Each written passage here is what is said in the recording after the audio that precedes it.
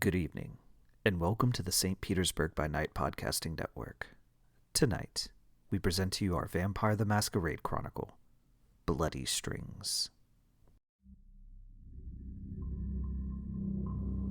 Welcome to another St. Pete by Night revamped production.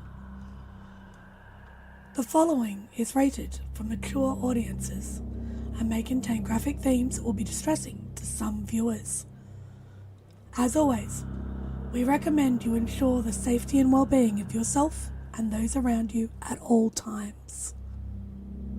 Viewer discretion is advised.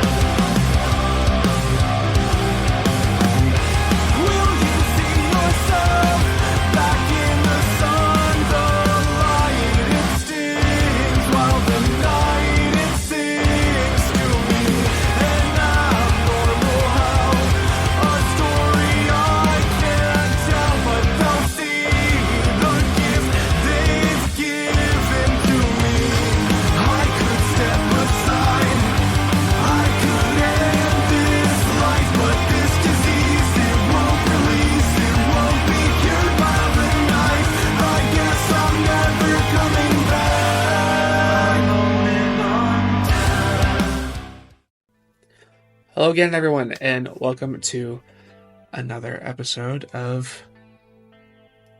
We've still not renamed it, so it's still Bloody Strings for now. I am Beara the Bard, your storyteller, and these are our lovely players. If everybody would please introduce yourselves again. Hello, I am Noree, and I will be playing Bellatrix, the sneaky Malkavian. And I'm Kyrie, and I'm playing Grei Novak, Toreador with big dreams. Hello, I'm Lekar, and I am playing the sticky-fingered Matthew Halden, a Toreador. Hello, I'm Truckexe, and I am playing the I'm Too Old for This Shit Malkavian, Nicholas Baldridge. Thank you all very much. Now, last we left off, our lovely little coterie had an arrangement with, or meeting, rather, with Irene. Learning a little bit of information about Victor Adams and maybe a little bit of his intentions within the city. Learning a little bit about how he behaves with other members of his clan or other things on that line. They also got to see some of his artwork, which seemed to have an effect on at least one of the characters. After an exchange and that de-escalated, everybody kind of split up and went to handle their own means of processing the events of the evening. At the end of the night, a text was received saying that the meeting between whoever in the coterie and Victor Adams has been set to meet this evening. Just a few days before the party that they've been planning to take a look at. So, starting the new night, we will be starting with Nick. What is Nick doing this evening? Nick has decided that there's too many unclear threads, and just in case the things go sideways, he is attempting to willingly use premonition to ensure they know as much as they can of not just a location but possible things going forward with the coming party. And for once, it's fueled by determination instead of dread.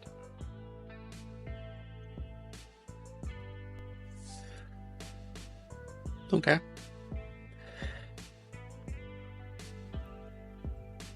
So, this premonition that you wish to try to trigger, what is the more specific intent? Well, the main specific intent is to maybe glean the exact location, and what awaits.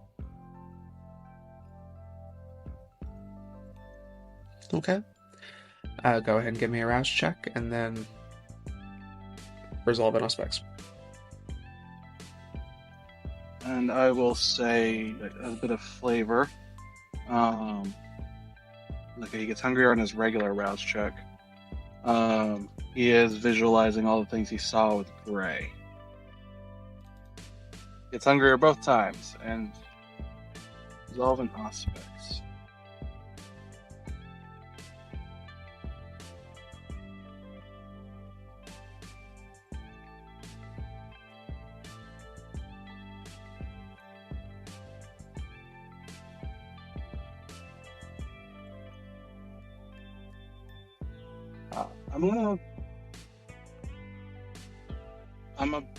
No, not only 2.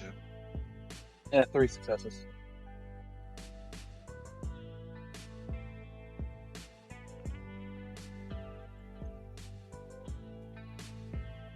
Either. Okay, did you accidentally do 2 rouse checks? Waking rouse check and the discipline rouse check. Okay, double checking, they were the same timestamp. Alright. Yeah.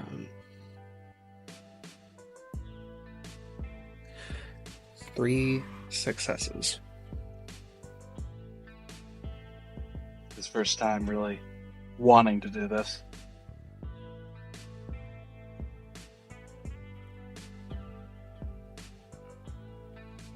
Oh, I rolled it in my channel. Okay. I think what you will see as you are forcing this to go through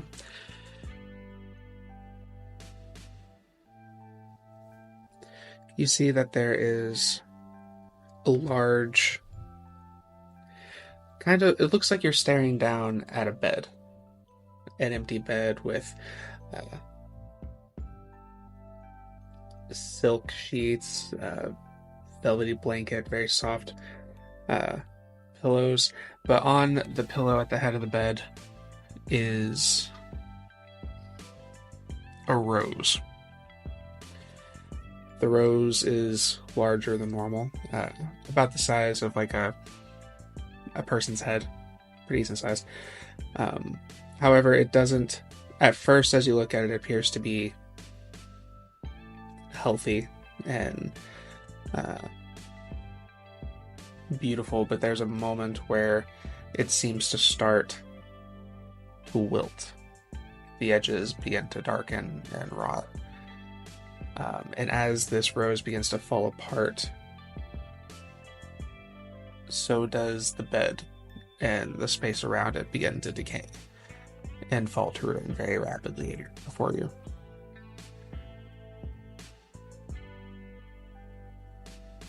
And then as the entirety of the space around you has succumbed to this rot, you feel kind of a chokehold, as it almost like it's difficult to breathe.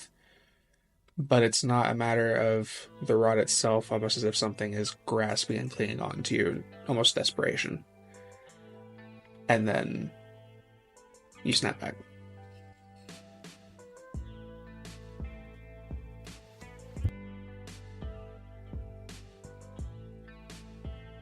Oh, don't do this.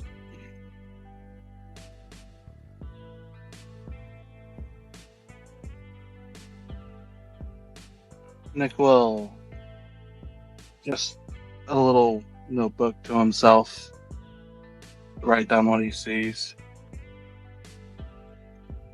Die and go hunt because he is rather hungry now. I think I'll do it. Go ahead, give me a hunting roll. May I take half? What's your pool? 7. Yeah. Okay. You are good to go then. Where will you be going after you finish hunting? Where do you head to?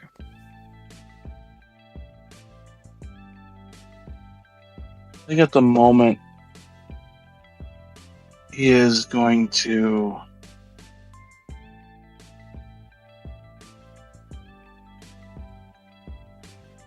and I think he'll just go to the Coterie Haven. Maybe see if Matt needs help tidying up if he's there, or decorating. And I think that's about it for now. Okay. As you make your way to the Haven, what is on Nick's mind as you're processing that premonition? Nick feels... Well, he's still conflicted very much about the fact that while he doesn't pity Grei, in a way he sympathizes. And he doesn't like that he has to do that now. That he wants to do that even. And that's, while he could be making the clues fit his own thoughts, it could be as much about one of Victor's victims, or it could be about something possibly happening with Grei. And he's concerned, and what's running through his head is, how are we going to handle Grei?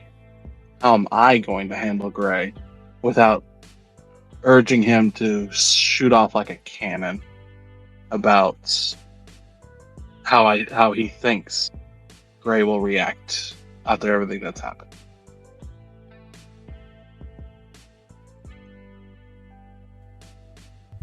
Okay. You make it the rest of the way back. And as you pull up to the Haven, we will move over to another place. What is Grei doing this evening? Yeah, Grei is on his way to see Edwin. He has a few things that he wants to speak to the Keeper about. Certainly. Easy to find. He's pretty much always at Elysium. You make your way over. You get through security, which is admittedly much more intense than it was the last couple times you came through here. Before long, you're brought to Edwin's office, which has a more secure space of access. When you step inside, it looks about the same as it normally does. Edwin's standing. He gestures for you to sit across from him as he sits back down. He moves a couple of files that he had laid out in front of him off to the side and folds his hands on the table. Good evening, Grei. How can I help you? Edwin, I don't know the best way to ask you this, and so I'm really just going to be straightforward about it. You were here when Isabel was here. I was. I served as a keeper of Elysium while she was prince. What was she like?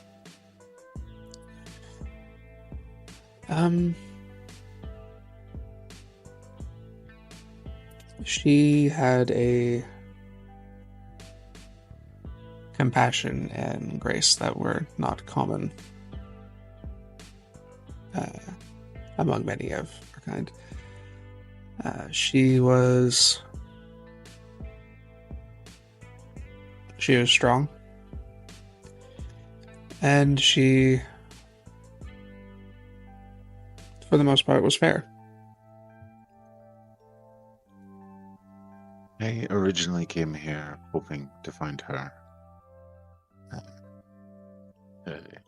News of what she had done kind of spread a little far and a little wide.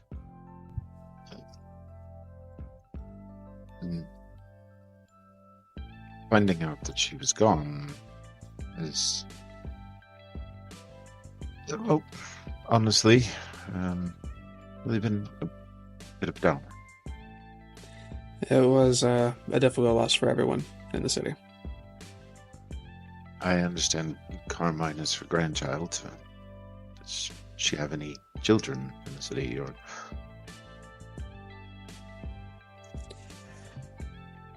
How much of her is left here?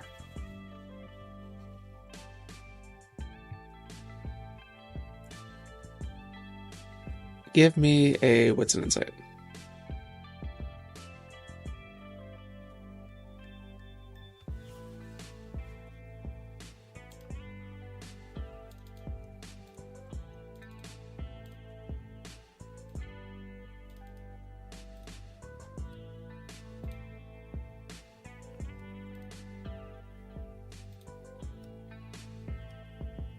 Two successes.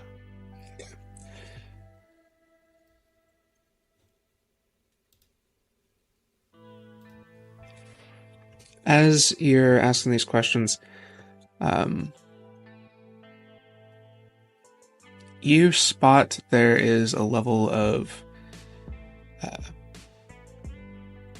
not necessarily strong suspicion, but there clearly seems to be some kind of caution as Edwin is processing your questions. There are... If you're not comfortable, please don't answer. I don't mean to pry, and I suppose I should rather ask why you wish to know.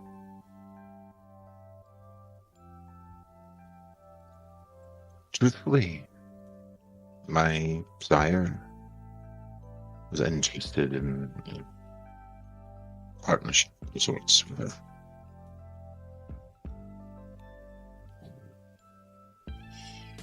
I don't want to necessarily tell him that there's no one left to partner with. Carmine doesn't seem the type. For following what I'm saying, I mean, a lot of things changed from what I understand when he took over. This is true, but Carmine is a reasonable fellow. He might not be as relaxed on some things as Isabel was, but he does have a sensible head on his shoulders. Does he have the same grace? That same compassion? Well, I know we saw it with the girl, but... I wouldn't go as far to say that he is as graceful, but he just carries himself differently. He doesn't command Maybe. the same charm, but he does have a commanding presence, and he does what he thinks is right. Maybe just a matter of time, then. Perhaps. I suppose there's also Charles, but he's not the prince. Charles is another grandchild. I personally am not aware of the direct lineage, but I do believe that they were related.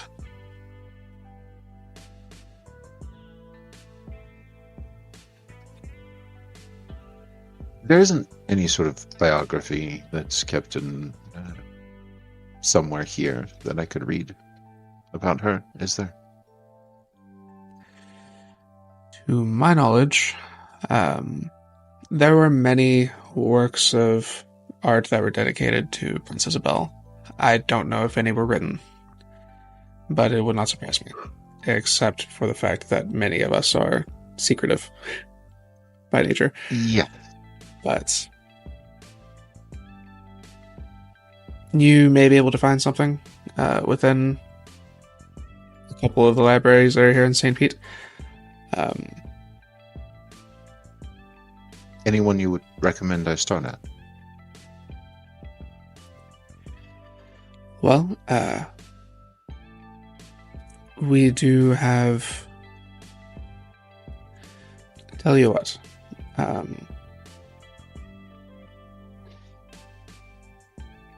As a favor for the task that you are currently undergoing for myself and the prince, I'd be more than happy to go to the library we have at Elysium and see if I can find anything for you with Carmine's blessing.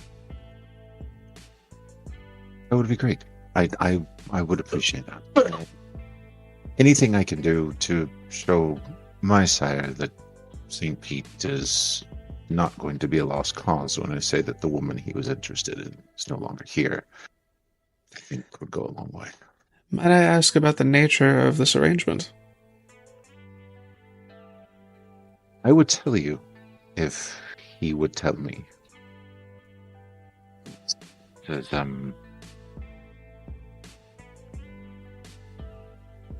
I am here to be eyes for him and to tell him what I see. As for his mind, that is for him alone. Is Grei lying or telling the truth? Absolutely lying. Then please give me a manipulation and subterfuge. You need to beat...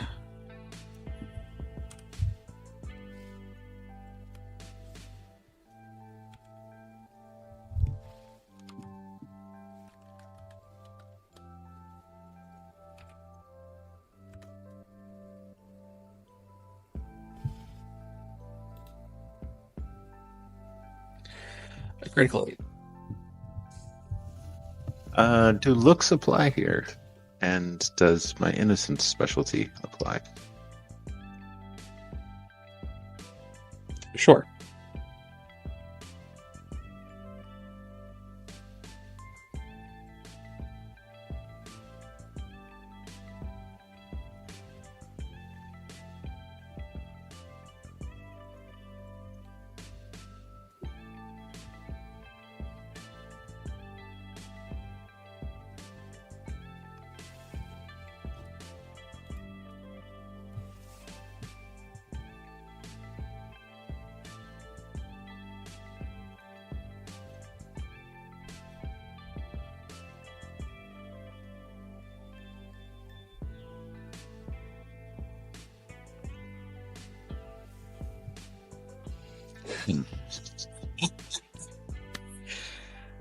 Okay.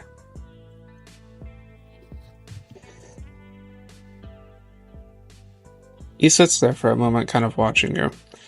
You can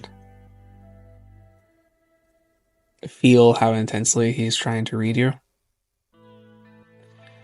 And after a moment, he nods.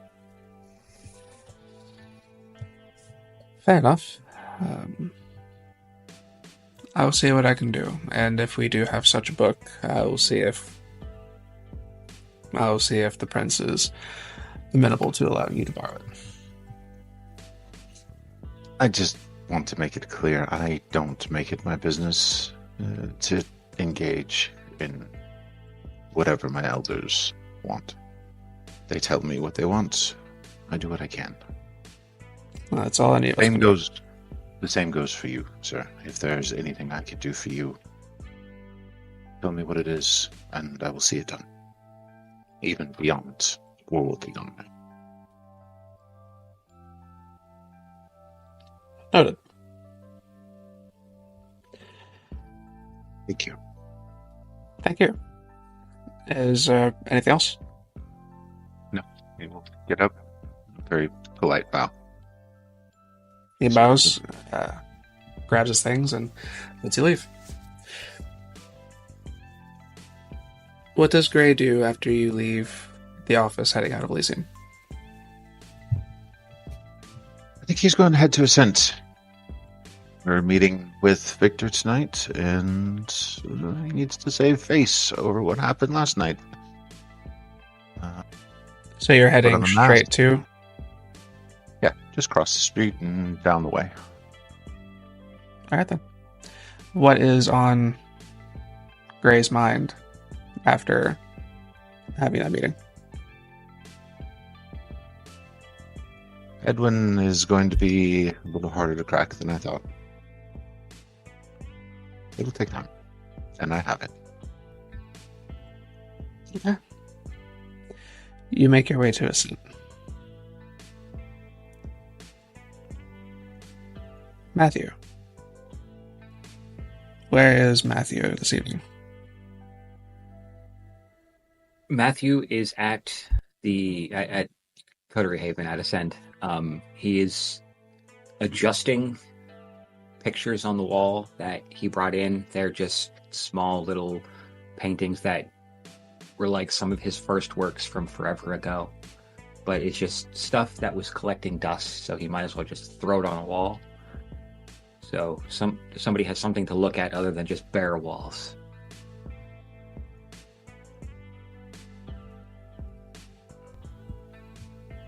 Okay. What, other than decorating the Ascent, what else might you be intending to do this evening? As he's doing that, he's readjusting things, and he just keeps going over his ideas and his plans in his head. And he has this sometimes nervous habit of just saying things out loud. So anybody that might walk in would hear things like, nah, flashbang would be too overpowered. That'd be, no. Maybe. Well, if you got a second laptop. Yeah, and you know what? Okay, so he's going to stop rambling. He's going to look around. I really got to stop that. And he's going to make a phone call. And he's going to contact his contact, Oz. Okay.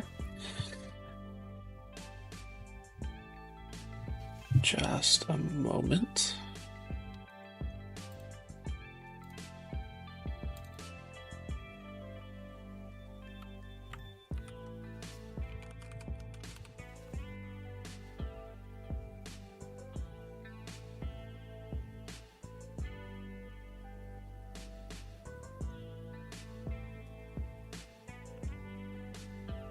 Okay. Phone rings a couple times. And then there's an answer. Oh, to what do I owe the pleasure? Hey, Oz, what's up, my man? Listen, I got questions. Hopefully you have answers. I usually do. What's going on? Hear there's a new player in town. I want to see if I could, find out as much as I can about him. Maybe, crash the party. Because, by my understanding, he isn't playing nice with some people he should be playing very nice with.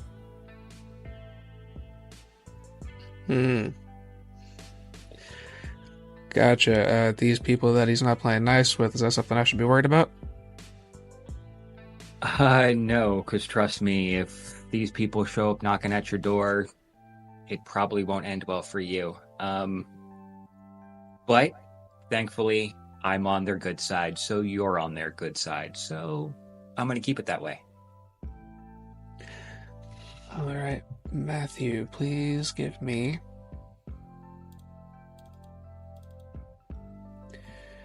charisma and persuasion.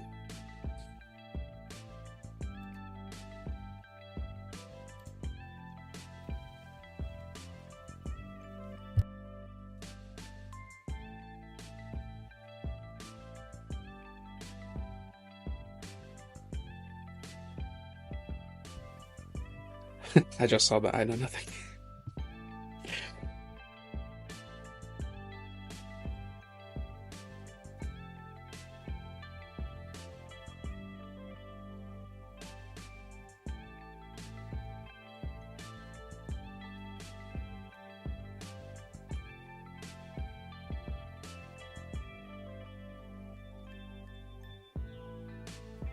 4.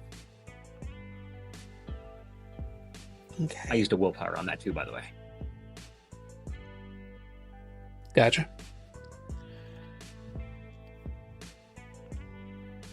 He kind of sits there for a second. You can hear a little bit of clicking on the other side of the line. Adams, alright. Yeah, some big shot photographer. Would need to know about him. Where he might be holed up right now, or looking to set up shop. I hear he moves around a lot, so I figure he's got to be looking at someplace big. Well, I'll put a couple feelers out. Kind of looks like this dude's MO is that he just kind of goes to different places, sets up a couple little galleries, and then he fucks off to another town. I'll see if I can find one of the next one or whatever he's doing in town. I'll see if I can find out the location. I'll get it back to you. Appreciate you, bud. That's what I'm here for. Anything else? Oh, you've been an angel. All right. I'll send you the check later. See ya. And he hangs up the phone. Later.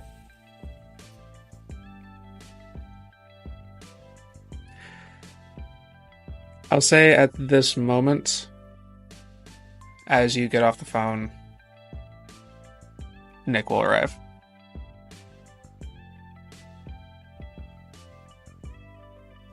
Not bad. Not my best, but I mean, I was anyway.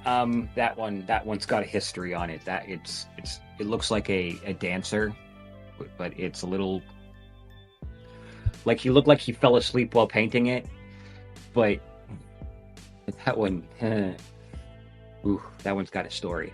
Anyway, how's it going? Well, wasn't able to really find out much more other than that general area we found the other night.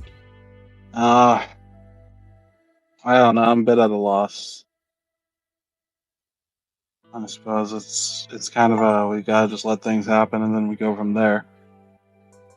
Yeah, I just got in touch with someone. They're gonna get back to me, try to find some stuff for him. You seen Grei or Bella yet? No, I think well, I wouldn't be surprised if Grei is deflect.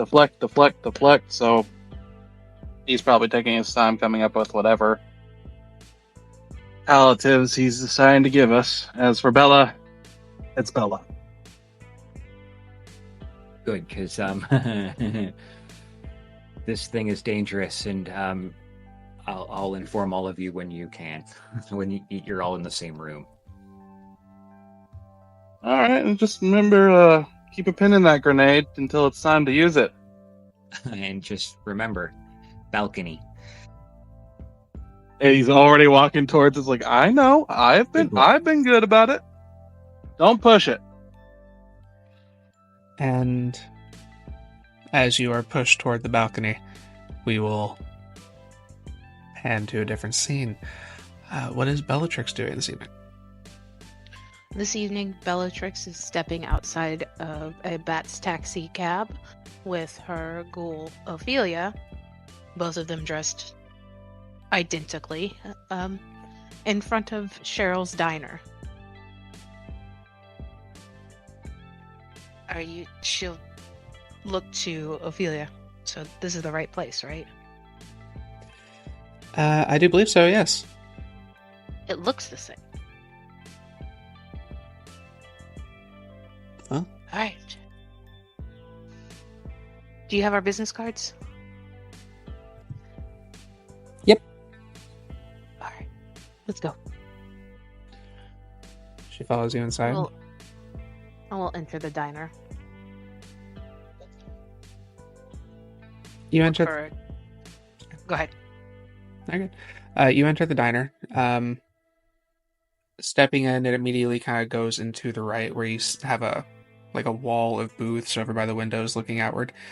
There is a counter on the other side of the space with the register, going all the way down to another window with a wall full of booths going into like a back room space.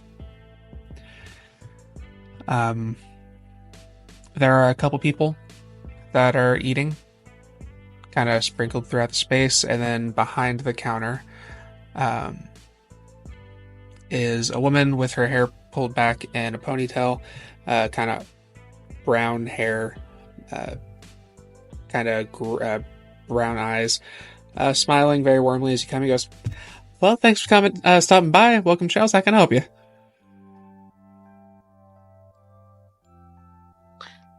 I think we'll start with coffee. Can we sit anywhere, or? Please help yourself. We got menus at the tables. We got some here at the counter itself. Have a look around. I'll get you a pot going. And she turns around and makes her way over to the coffee machine. Okay. Bella is going to walk down the booths, brushing her fingers along each one, and will pop a premonition, trying to narrow down where my shard is. Okay. Go and get me a rouse check and the resolve and aspects.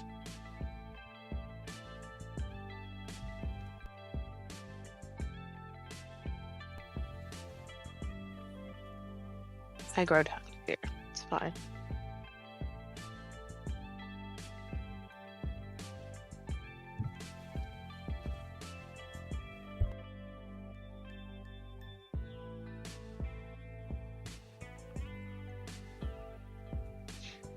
Five successes with a critical.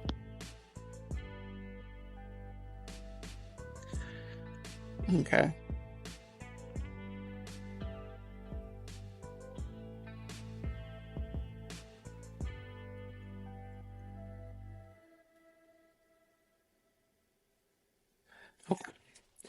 As you are kind of walking about,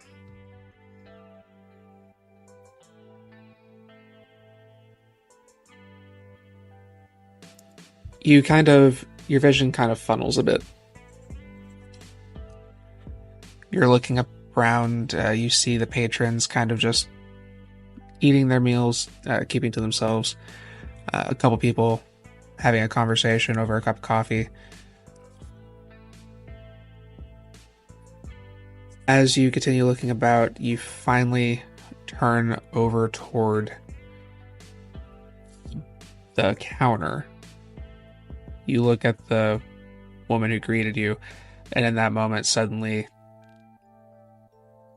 your vision kind of snaps. You're looking over the counter. You're holding a coffee pot, accidentally get coffee on your hand, and you feel the burning sensation. And about that moment, you snap back as she goes, "Ah, shit!" As she spilled coffee on her hand. As she sets it back down, she goes to clean it up. Turn my head. Smile. Is the booth that I stopped at or had the premonition, is it empty? Sure, yeah. I'll take this booth. Sit down.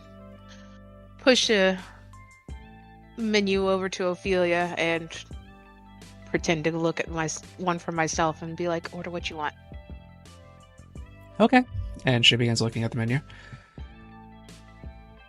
What is on Bella's mind while you are pretending to look at food? Founder. This is great. This would be my third. Minus the one I lost. We don't talk about that one. Now I just have to get to know her. That should be easy.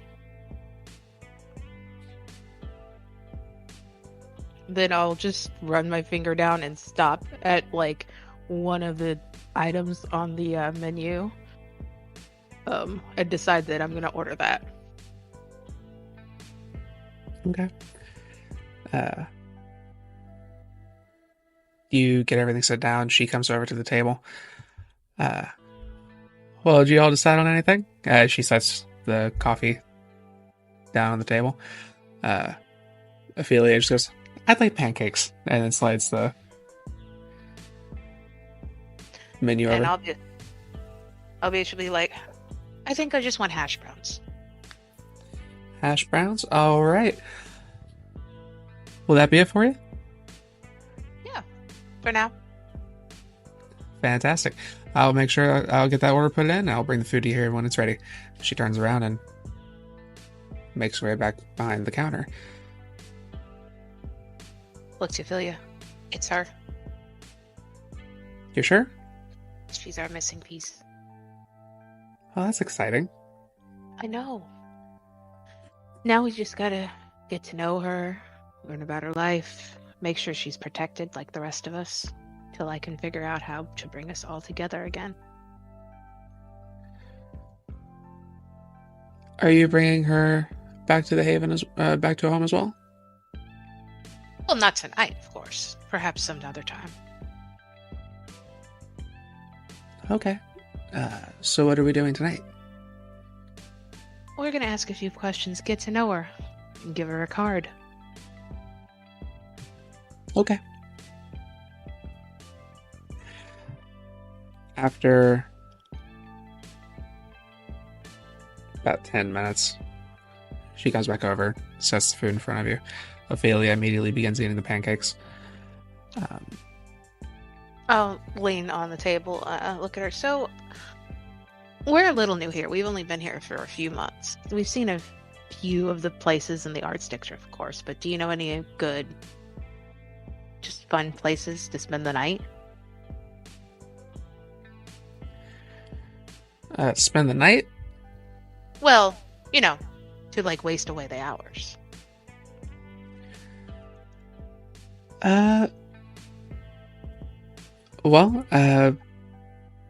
Going downtown, there's all kinds of activities you can go do down there. There's clubs, museums, a lot of cool things, a lot of really nice things happening in the city. I personally I don't go out very much. Mostly work here and then I head home. Oh, why not? Easier. Easier. Are you a bit of a homebody? Something like that. Yeah. So, if someone wants to stay home, what would you suggest they do?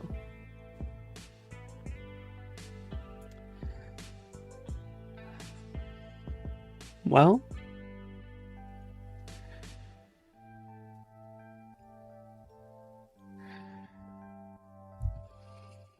always enjoy a good movie or have some friends over, maybe play some cards, something like that. Just something quiet. Oh. Do you like tea? More of a coffee drinker myself, but I do like some tea, yeah. I'm just asking, my name's Bella, by the way, and this is Ophelia. Ophelia and I, I get ourselves mixed up, it's so funny. Ophelia and I run a tea shop. A tarot and tea shop, actually. If you like cozy little slow things to just hang out and stuff, you might stop by. Give me what's an insight?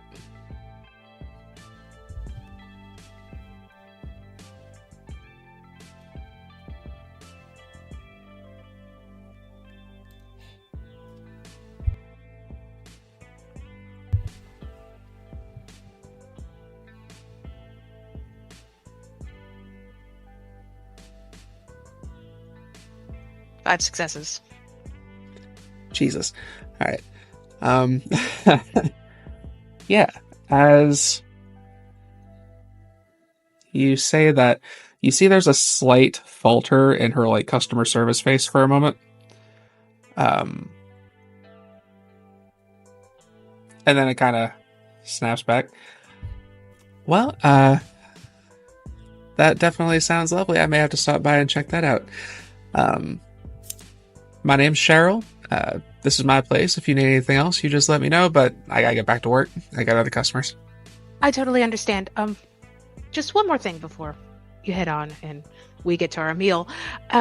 would it be, since you are the owner, would it be okay to leave a stack of business cards here, maybe near the counter, for people to pick up and glance? We're trying to, since we just arrived recently, we are trying to build our business a little bit.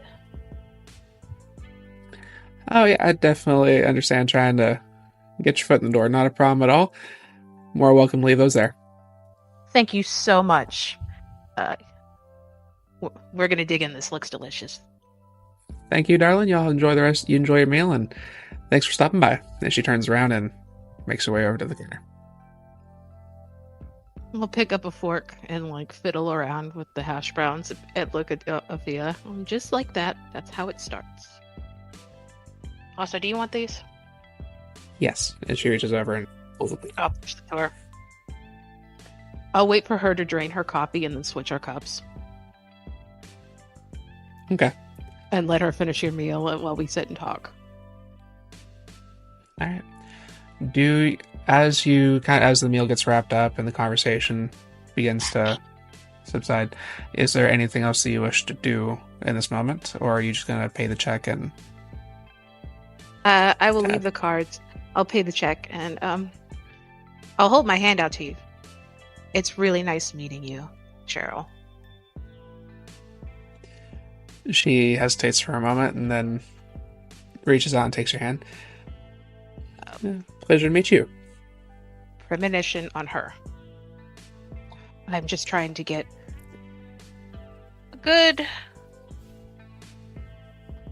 some insight on her personality, perhaps some things that she deep desires, things like that.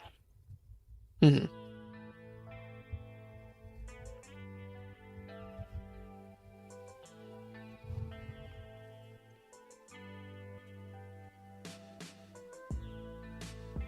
Hungry again. Strong start to this episode.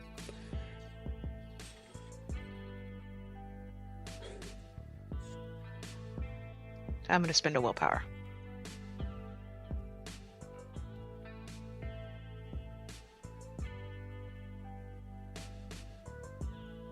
Okay. 3 successes, yeah.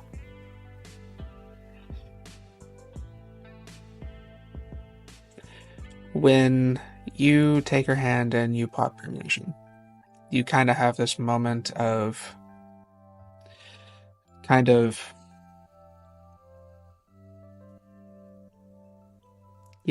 I think what you'll see is when you pop the premonition, you open your eyes back up. Instead of the kind of soft, warm smile and face that you saw a moment ago, you instead see what looks to be a large mask that kind of resembles that same smile and everything, but where the eyes are a couple of holes that sink back to where you can see those same kind of brown eyes you saw before, with blood stained kind of going around the lid and then kind of going down the face underneath where the mask is. The eye seems to be distraught in some capacity, but she kind of tilts her head and then the mask kind of snaps into the face that you're looking at in the moment. And you feel this sensation like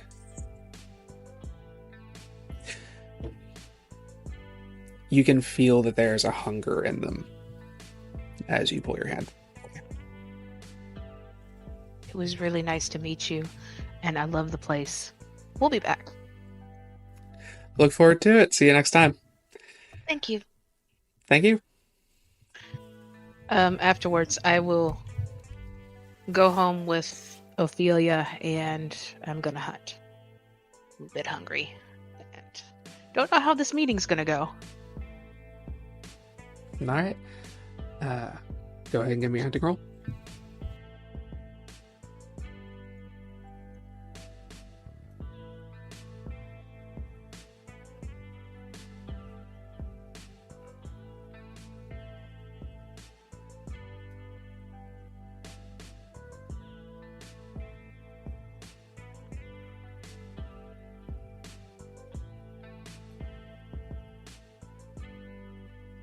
Three successes.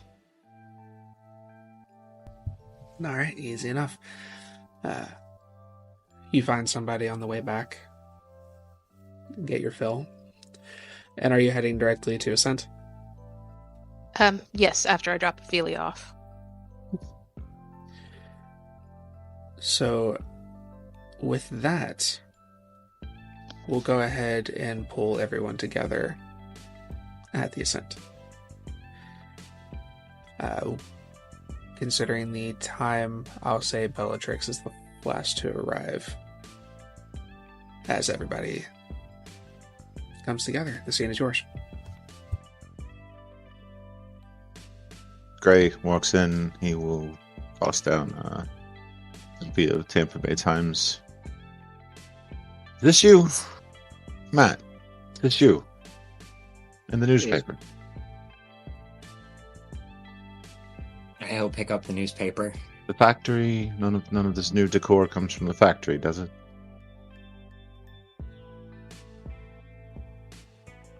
All right. First, let me just explain this. One, had I gone there, you'd have never heard about it. Okay? There would be no knocked out guard who doesn't know what the fuck is going on. There wouldn't have been no weird fucking amateur hour. Jesus, I swear. And he'll just throw the paper back down. Grei will have a seat on the couch and put his feet up on the coffee table that Matt has ordered. And lean back. So you're saying it wasn't you? Which means we have someone else here trying to horn in on your territory, I guess.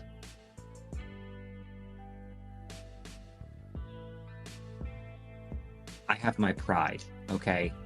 Trust me. I'd brag about something like this if it was me. But no, if this was me, I sure as hell wouldn't brag about the fact that I screwed it up that significantly. Ugh. Yoy. Fucking troglodytes. Bella will open the door. That's a word I haven't heard in a while. We were just talking about how Matt almost got caught at this place called the Factory, and he's trying to deny it now. Oh, great. His name's all over the paper. Here. Grei will pick up the paper and pass it I to would Bella. choke the life out of you if you didn't already not breathe. Okay, Bella will look at the paper and then look up. Really, Matt? well, now you just choke. Oh. And I mean, you're welcome to choke away. We'll kind of pull his collar down. Oh, yeah, you'd be into that kind of thing, wouldn't you? I should know that about you. Yeah, that tracks. But no, trust me. If this was me, it wouldn't have been in the damn paper. Yeah, I figured as much. But hey, maybe you've got someone to blame things on if things go wrong. Now that you say that, see, silver lining. Okay, maybe not a troglodyte, more of a scapegoat. Troglodyte, scapegoat, they can be the same thing. And where is Nick? I smell those awful cigars. He's literally like he's in view on the balcony. Bella will go flop down, look at the decorations. Nice. Colorful. That's what I said.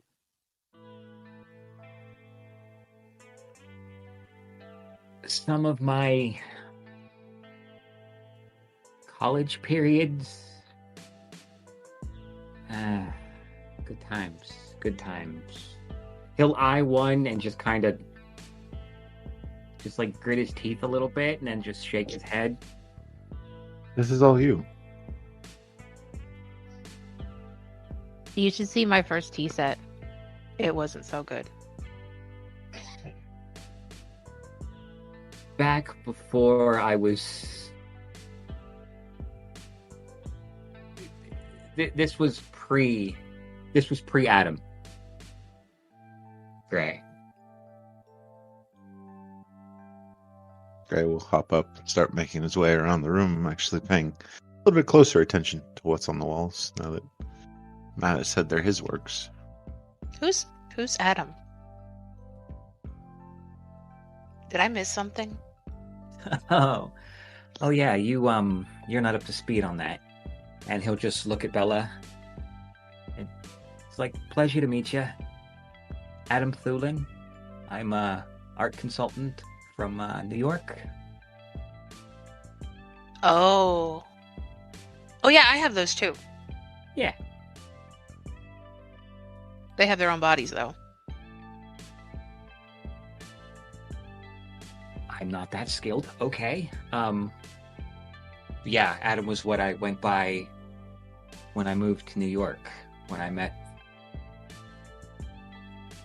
Helena.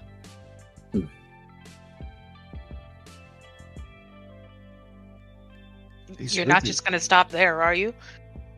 Oh, it's probably safer if I did. They're, Nick's ears are sensitive. I don't want him, he's young, he's sensitive, I'm sure if I wrote it down, Grei would have it published, and I can still hear you. Look, 50 Shades of Grey, got nothing on me. The balcony is not that far from the center of the apartment. I think he's been working on those hiding skills. I can't hear anything or see him. He must be getting really good at it. He's fantastic, it's... Yeah, he's learning. No, seriously, though. Are we ready for the evening tonight? Victor Adams, the artiste himself? You let me know how that goes. Not going to be there. I think. Oh, my entire plan circles on him never meeting me. And I think I have to concur. I feel like I'd probably, we're trying to not make a bad impression. So actually, I want Nick to make a very bad impression on him, just not yet. So, yeah. So, tell us the plan. What would you do not to get in the papers? Okay. I made a joke to Nick about the moonwalking bear. Basically, you have so much shit. You have this guy so focused on some of the most obvious shit that he doesn't see the thing right in front of him. I am the moonwalking bear, okay? But in this case, I am the flower that he will only see when it is too late. Okay, so Grei, you are going to be all over him, okay? You don't have to tell me details. I don't need to know what you want to do, but I want you nose to nose, skin to skin, if that's your thing. Cool? Whatever you do, just... I mean, noses fit in a variety of places. That's all I'm saying. Good to know. Anyway, your job is to make sure he is all over you and you are all over him. Nick. Where are you, Nick? Where are you? Oh, wow, you are really good at the hiding thing. I was just talking to you, too. You think you can get your hands on a second laptop? Not a great one, but simple Chromebook shouldn't be too hard. Because it doesn't have to be spectacular. Brute force. I had people who would bounce shit off of people's accounts all the time, just trying to get attention. Yes. Get yourself something. So false flag. Yes. Okay. Basically, scramble his shit, because the second one of our bank accounts gets pinged for something, we're going to get a notification. I want him hit so hard in every account you can get your hands on. All right. Also, if you could use your main one to help me with security, knock it out if possible, kill the lights and the power. Set up a hard line. I'll be easy as pie.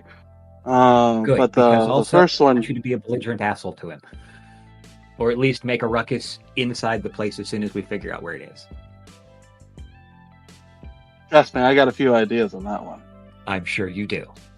Bella, I have never had the pleasure of having your tea. I'm sure it is absolutely delicious. However, I know you've got some concoctions I've heard you mention now and again. Mm-hmm.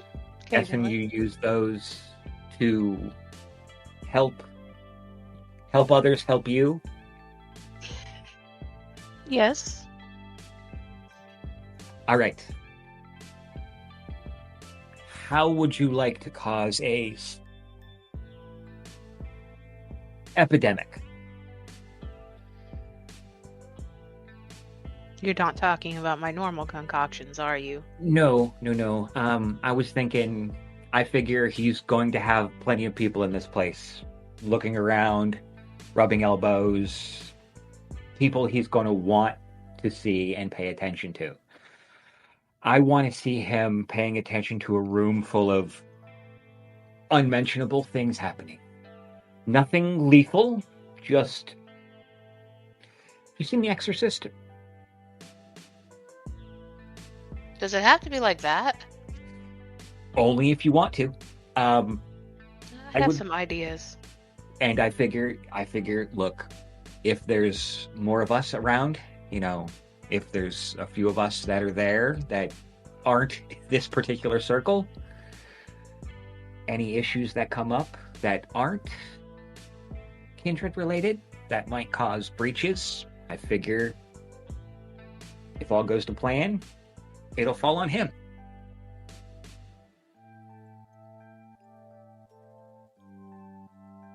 Seems like you thought through nearly everything. The only thing I haven't taken into account is where the damn thing will be. Because if it's right out in the open, little harder to complicate things, because I'm definitely going to need Nick to kill the power, or at least somebody to kill the power. And hope to God this thing isn't made of, titanium. I doubt that would be her style, but you never know. If it's under lock and key, if I can get the power any security system might have would be bypassed, we'll be good. If it's in a basement somewhere, because there's gotta be some idiot out there who's just like, yes, take it to my basement. That's gonna be doable, but trickier. Attic? That would just be stupid. Why would he have it in an attic? But if it's somewhere high up with an accessible window, I might be okay with some rope. Matthew, at this moment, your phone gets a ding. And he will check his phone. You are given, it's just a message with an address of a studio building in Bayview.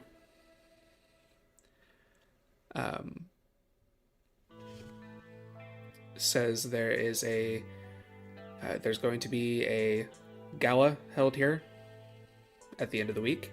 There's going to be a social event the night before, and then invite only.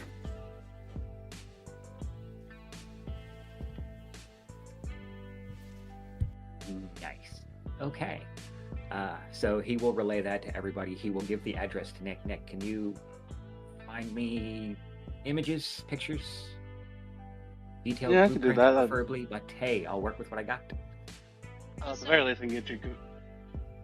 Go ahead. At the very least, I can get you Google site maps. Probably review pictures. Blueprints, a little bit more work, but that's probably through the city planning office. However, you said there's 2 other events, right? Before them? Yeah, there's the social and then The gala. the gala, yeah. Those sound like an inn. Yes, So- they're an inn. If you could get the caterers and servers as well, that would be very useful to what Matt wants to do for me, or wants me to do. Yes, see? Fair. I was going to say, to clarify, the gala would be the party that you guys are trying to deal with to begin with, and the social is the extra thing. So it's just 2 events. Yeah. It's the social event prior, and then the gala the day of is what we're trying to... I say I heard invite only, and I thought that was a third event, not a clarifier that those were the invite okay, only. okay, I get what you're saying. Mm-hmm. All right. I can guarantee you I'll keep him distracted. I won't let you down. I doubt you ever would.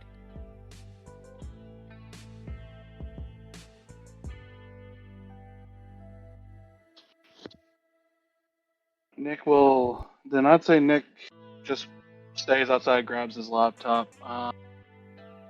Obviously, grab the easy stuff first. Accessible through Google, like review pictures and surrounding area pictures, including alleyways, stuff like that off Google Maps. And then attempt to see how accessible the blueprints are off of the city record, the available city records archives online. Okay. This is everything you're doing is like public access and stuff. Go ahead and give me a just wits and investigation. Okay. So I'm going to the meeting, right? Oh, you're welcome to come along with me. Oh, you two are fine. You Okay. two are perfectly fine. I What would about never Nick? stop you. Yeah. You don't want me there. Honestly, let's be You're honest. lost. I think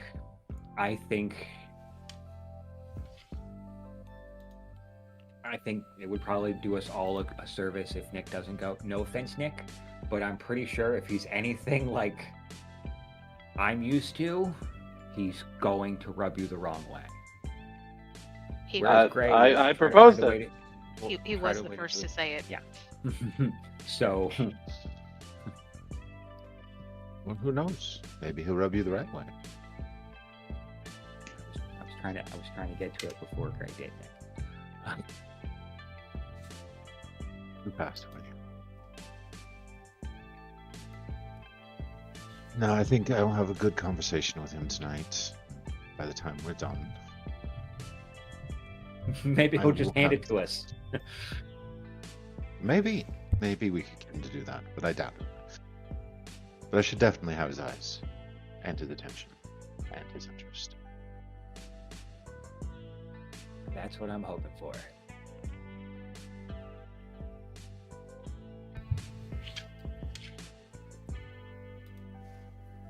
Okay. Nick. It looks like this location is it's a studio that has been used just off of like the St. Petersburg College campus. It might be used for art displays or whatever kind of little event they like to have just off campus. It looks like this is being used for this social event and the gala.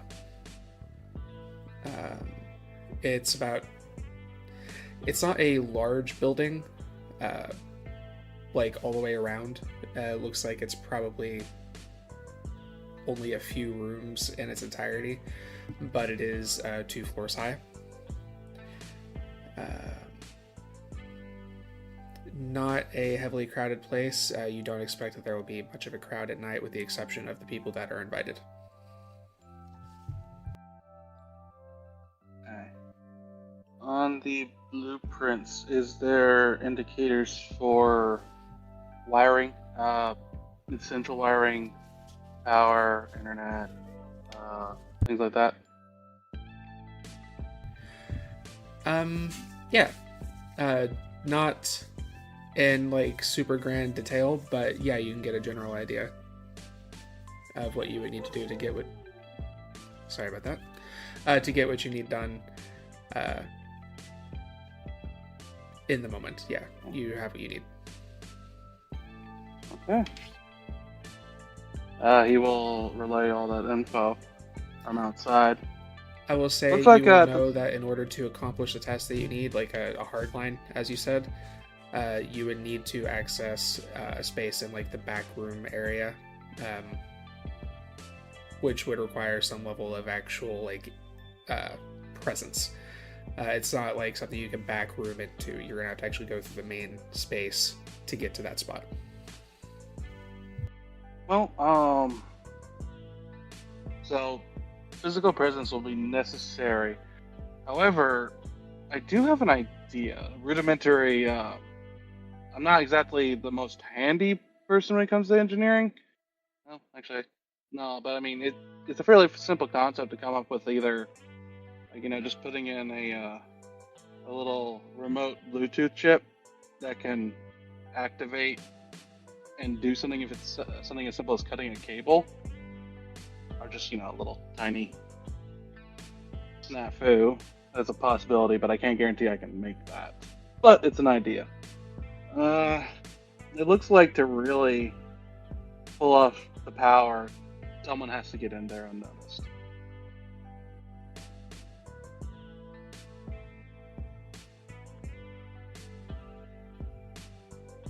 And I look to Bella. We'll definitely get you in unnoticed.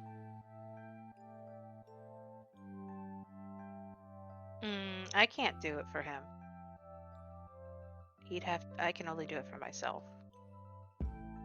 Well, I mean, generally, most buildings have a main power breaker switch.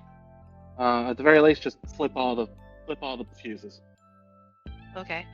Yeah, we get you in, do your, disappearing act, flip a switch, kill the power. So, I can definitely go for that, but he needs to be really, really distracted. If you guys remember Grimm's notebook, he noticed Grimm, and I don't think Grimm was visible those entire time. Oh, that's why I'm covering all the bases. I want to keep this man so preoccupied with all this shit going wrong that he has no idea where to look. Oh, and trust me, I intend to make him so angry that I'm gonna try to draw at that beast.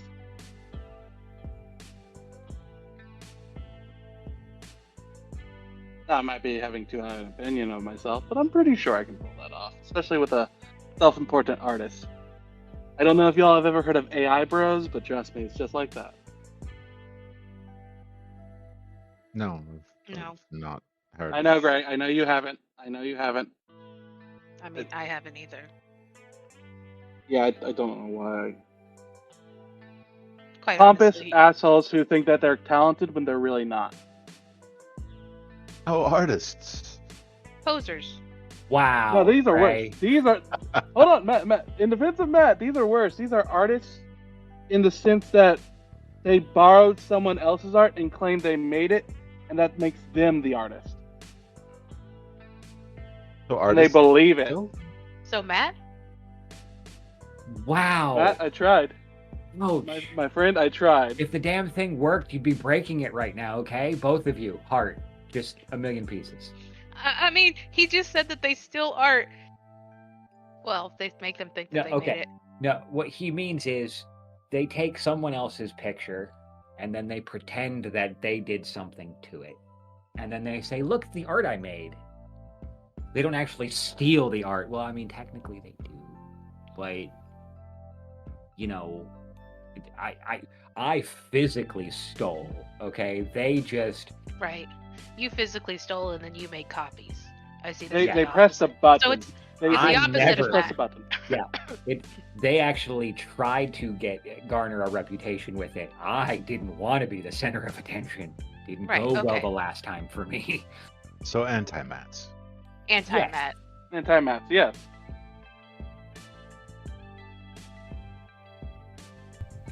Okay. So Grei and Bellatrix are going to go have the meeting with Victor. What will Matthew and Nicholas be doing?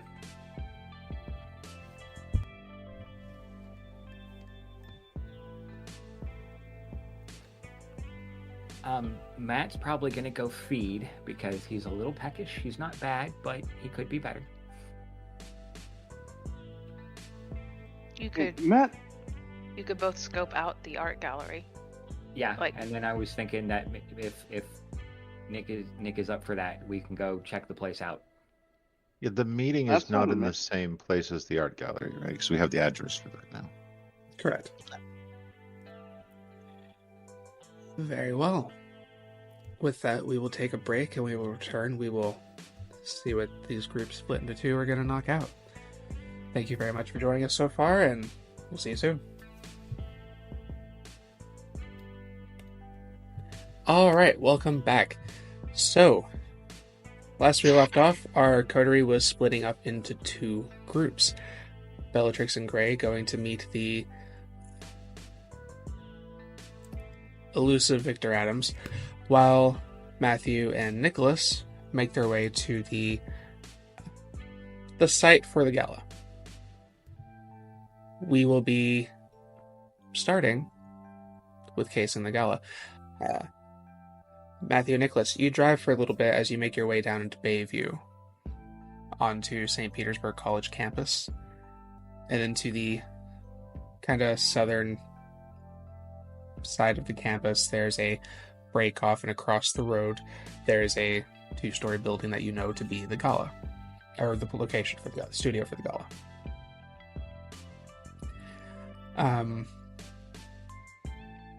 Go ahead and give me, without getting very close at the moment, go ahead and give me a wits and awareness. May I pop Sense the Unseen? Certainly. Awareness.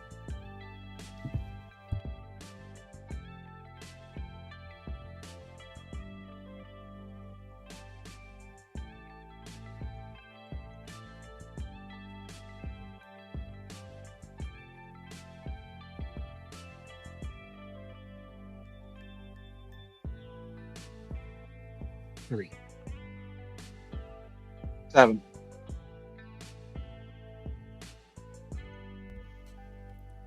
All right. On a 3, you don't notice any cars or anything parked in the lot nearby where the studio is. You don't notice much of a presence at all. Anyone who is on the campus behind you are finishing up night classes. It's getting kind of late. Most people have already gone home. But over here it's pretty vacant. On a 7 success, you notice as you guys are driving by, you saw the slightest hint of a silhouette move across one of the windows on the second floor.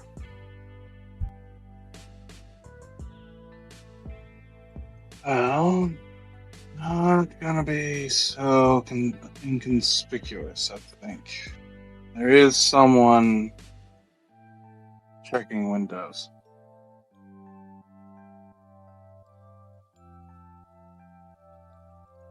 All right, could be security, could be somebody setting up the place.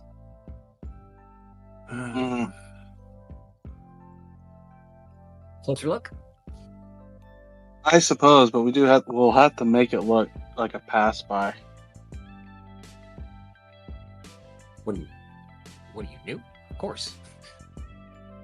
I'm not saying we run up to the place and go, "Hey, we're trying to break into this place, and we figured we'd case it first." All right. Fine. I stepped into that one. Yeah, and I can you take a shower afterwards. Anyway. But no, yeah, we're good. All right. So how do you wish to approach? I think we'll let Matt lead the way as expert keeper.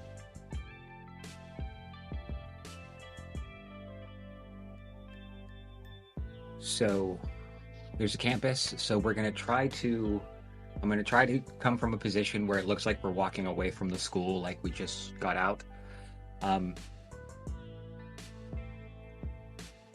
How did we get here? Did Alex drive us?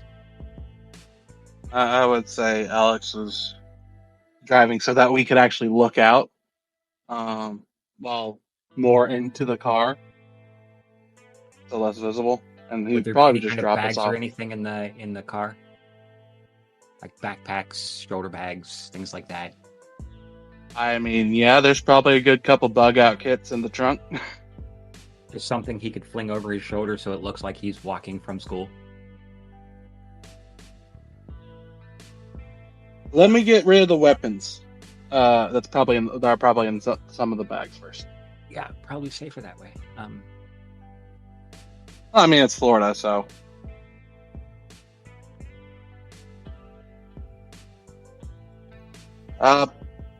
Do we want a conversation as we pass by? Like, just something to talk about?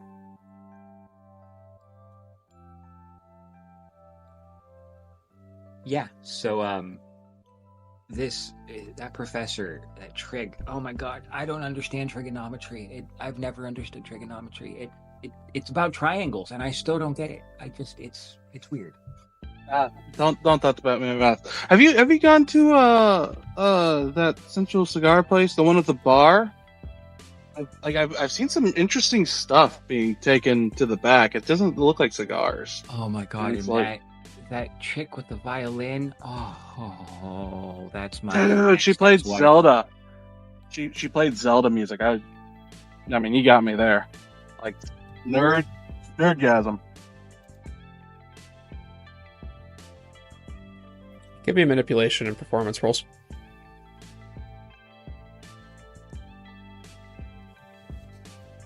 And an almighty 2 dice. You know what? I'm gonna bloodthirst this. Okay. Or I could give, if you let me, I can just give Matt the help, the help die. I'll allow that.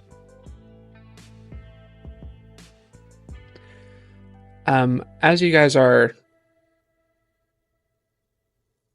creating this deception, what are you just approaching the studio, or are you trying to cause a reaction? Just trying to, walk past, get a feel for the outside, just like look around, kind of see if there's people. Not like peeking in the windows, like face to face with the glass, just kind of getting an idea of what the outside perimeter looks like. 3. Maybe trying to side eye anything. Go and give me wits and awareness.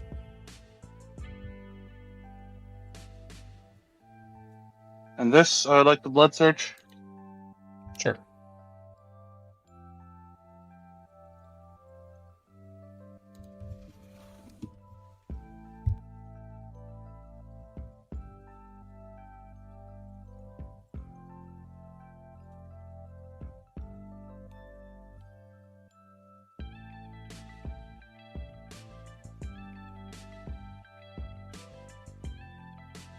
I'd like to spend a willpower.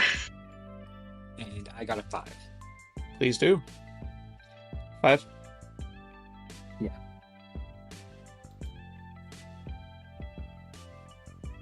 Okay, 5 as well.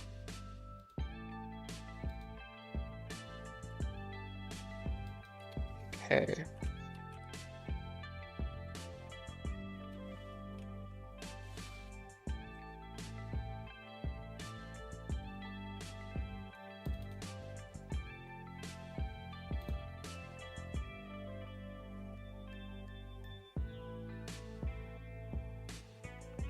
All right.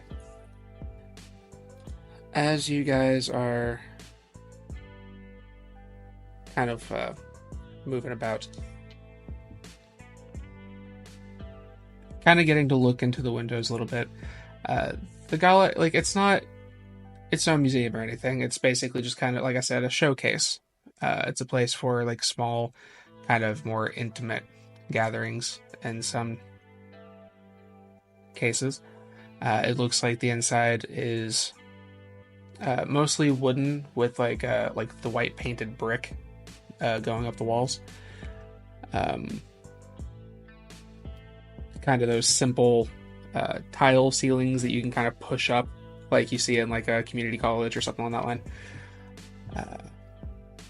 It's not a very impressive building, but it would be perfect for what you understand that evening is going to be.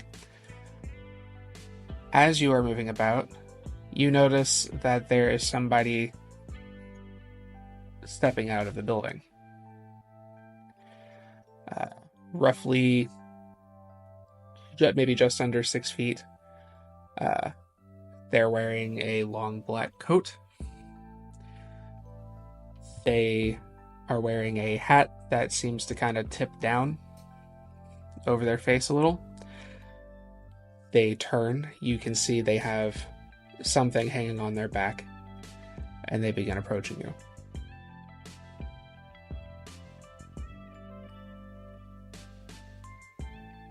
I'd like to use share the census. No. Again, I remember. Actually, I'd like if I could pop premonition, please. Premonition? Premonition. Sure. Go ahead and do the browse and the resolve and aspects. Mm-hmm.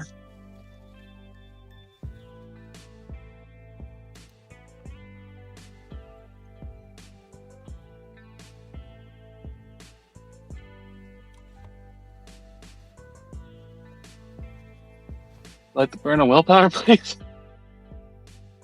Willpower? Please do.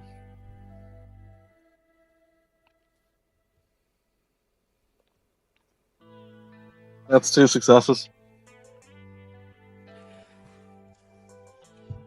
As he is approaching,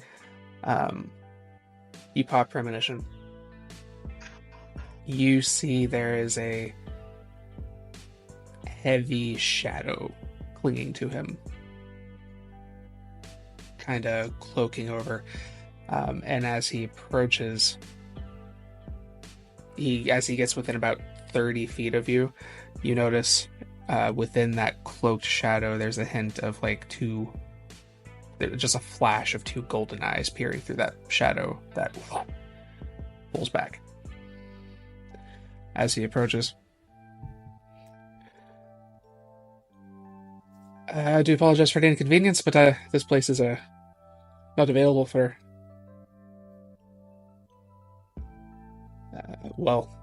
step in. Frankly, it's private area for the moment. Due to rental, I'm going to need you all to step off.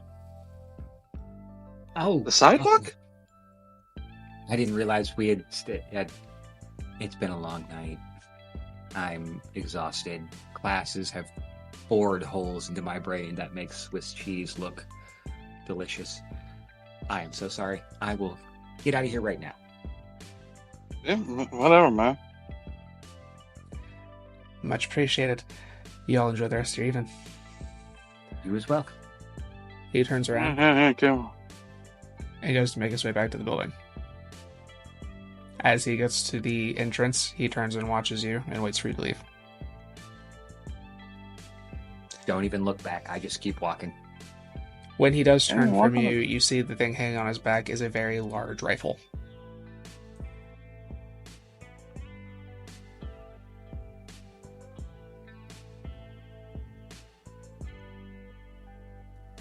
Oh. As much as I would have liked to have, I would like to sell it transferred. Okay. Did not expect Doc Holliday, but all right. When he was talking, did I notice any fangs?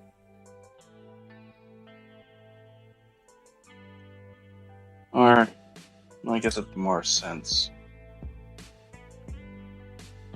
I'm sorry, what was the last part? No, just any indicators that kind of give trying to see if he could clock a kindred. You can give me, I'll let you do wits and insight. Okay.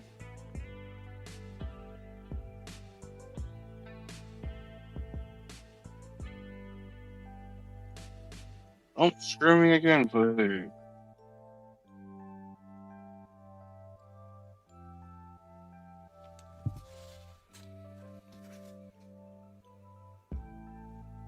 Three successes.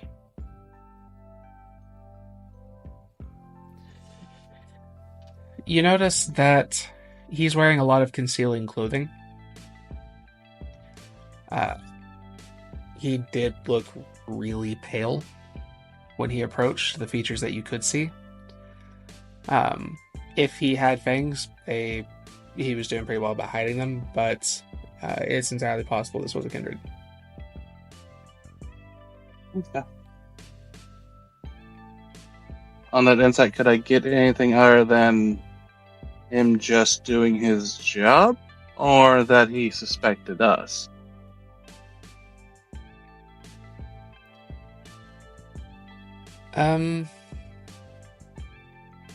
It looks like he was just doing, like, he didn't necessarily suspect anything among you as far as you can tell.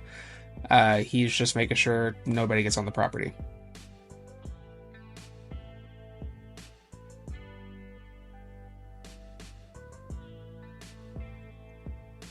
Alright. High-powered... Yeah, high-powered flashlight. Just in case. Yeah, Alex isn't going to be much help here.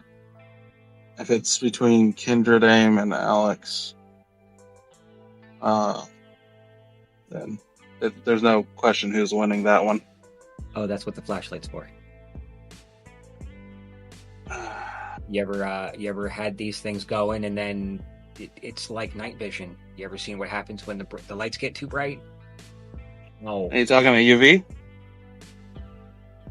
I'm pretty sure a normal flashlight would fuck with us if we had these things going. You know, when you can see in the dark.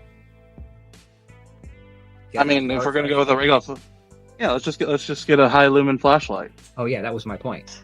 High lumen. Oh yeah, okay. Yeah. Well, If this guy's anything like us, if he can do that, even those would fuck with somebody normal person's eyes. yeah, but this He can't hit what he can't see if he can't see. True, but $10 that he's gonna be the one guarding the generator room or the power room.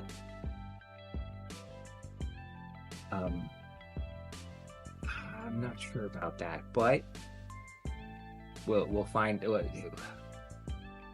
fix it in post.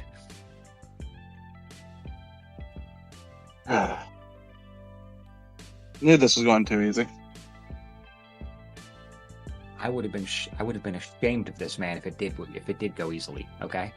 Yeah, well, I would have liked it if you were. That would have made everything easier.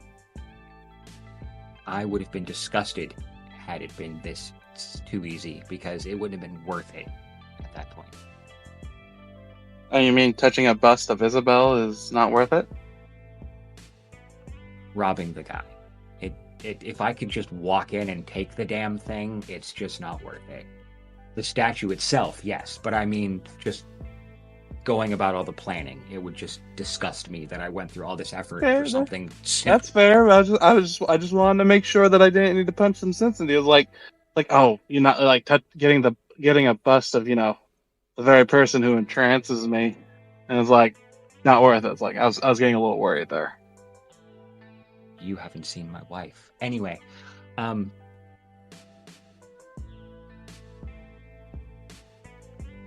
Nick starts walking faster when he says that.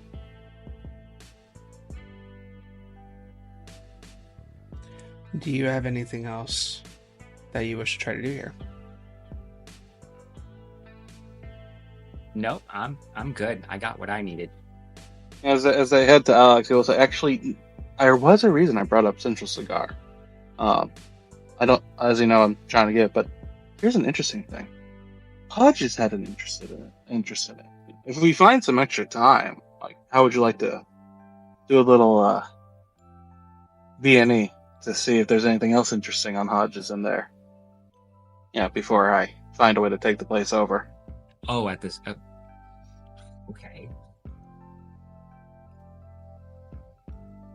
Yeah, it's just a thing to think of. As Right. he I gotta continues. keep my skills sharp. And they'll walk to the car. Okay. Are you heading back to Ascent? I'd say so. Yeah. Very well. You guys move on and head to Ascent.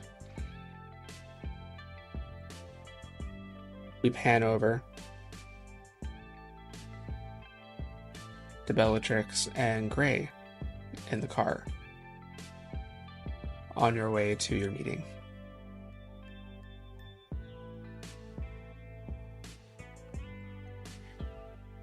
So, about last night, you said some things, had some plans. Are those the plans you really want to go through?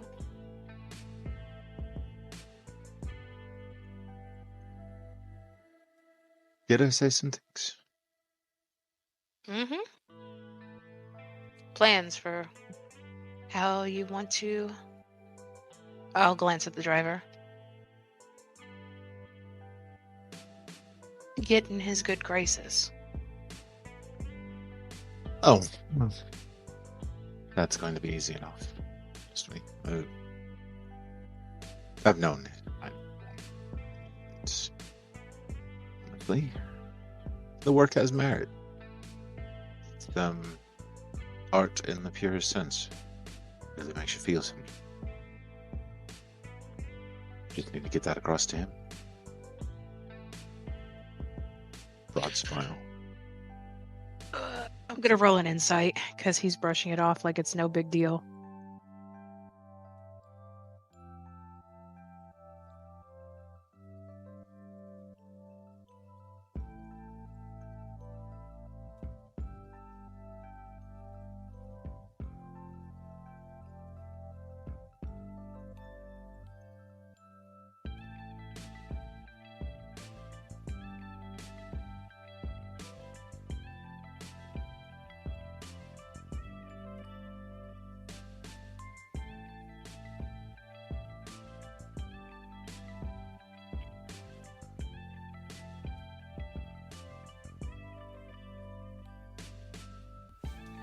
Sorry, my Discord is loading real slow. There we go.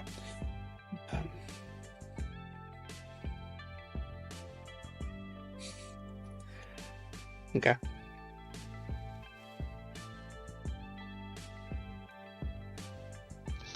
You're muted. The art just caught me off guard. It's been a while since I've had that visceral reaction. I've missed it. No one does the macabre as well as... No one's done the macabre that well. Okay. Well, what do you want me to do then? I'm following your lead on this. Do what comes natural. For you. Be me? You. If Victor is anything like what I think he is, he's going to appreciate you being genuine. Be genuine. Another broad smile.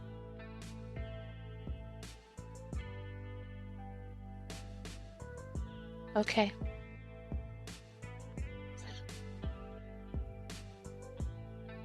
Just so you know, you don't have to put yourself in pain you don't want to be in for this.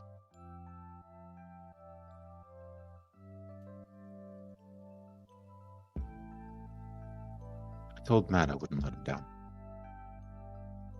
I don't intend to. Whatever it takes.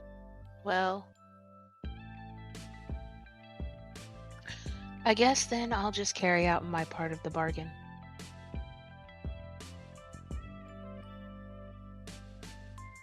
Shall we go? You know, some sunsets are absolutely gorgeous. But sometimes fire can be just as beautiful. Really can. Especially when you're trying to get that, like, primal fear up.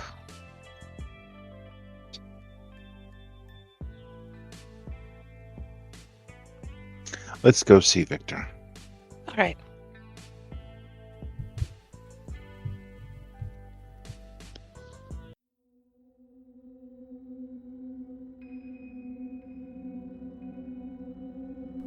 St. Petersburg by Night is brought to you through collaborations with our partnered vendors, Wolfpack Dice, Ember Fox Dice, Dragon Ink Dice, Beara the Bard, Champs Tramps, Penshi Artista, and Chromatic Creations. Links to our partnered vendors, as well as our Twitch and YouTube channels, can be found on our website, stpbynight.com. The official theme song for St. Petersburg by Night is Vampire by Faith and Failure. You could find them at faithandfailure.com. You can follow St. Pete by Night on all socials with the hashtag St. Pete by Night. If you wish to support our program, you can do so at coffee.com/St. Pete by Night to help keep the stories rolling.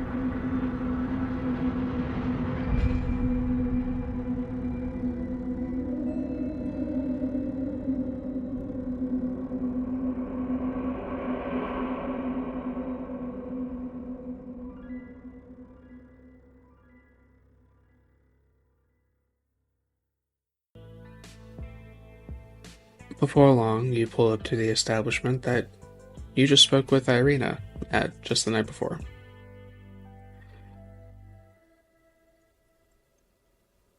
You go inside into that same lounge. You are guided to a space to sit down. Someone approaches and goes, Victor, Mr. Adams will be here shortly. It seems he's running a bit late, but he will be here as soon as he can, I assure you. And they turn in. Be expected from someone as busy as he is. It's fine. We can wait. Thank you for understanding. They turn and go about their business.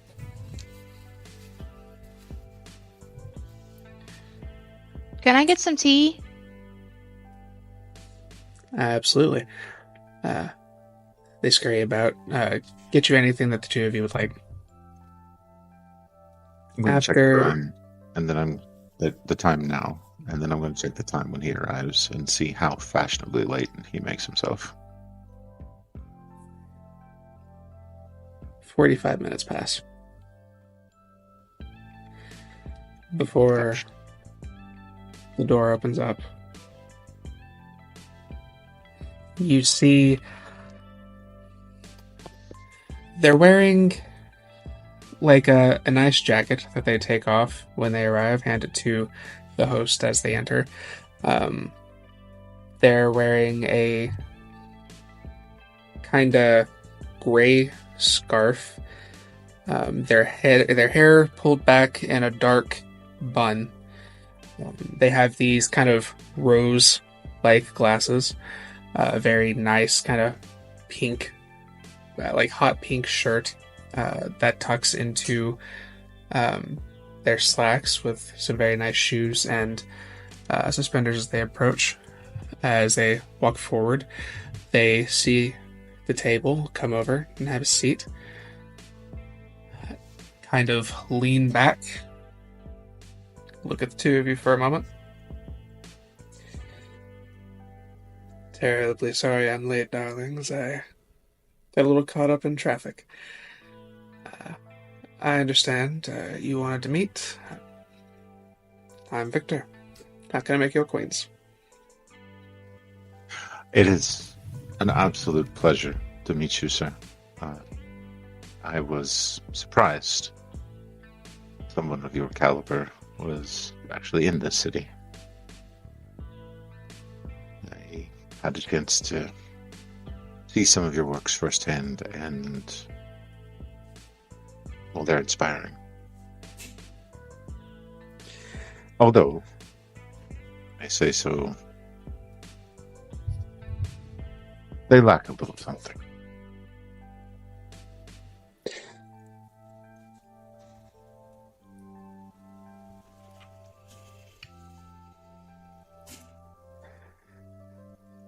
They lack something.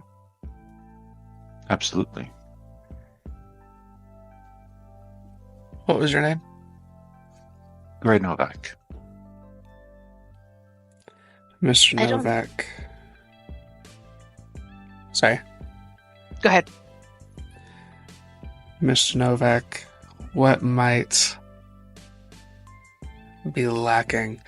What about my work doesn't satisfy you? Well, honestly, this is someone who's been around for a little while. One could almost consider them derivative. I don't know. They don't seem derivative from me. They definitely reveal a pain a person is feeling on the inside and letting it show on the body. I'm Bella, by the way. Lovely to meet you. I believe that you're feeling a bit insulted right now, but I want to go ahead and smooth that over. Because when I say derivative, I think they could be great. I think you have the spark of greatness in you.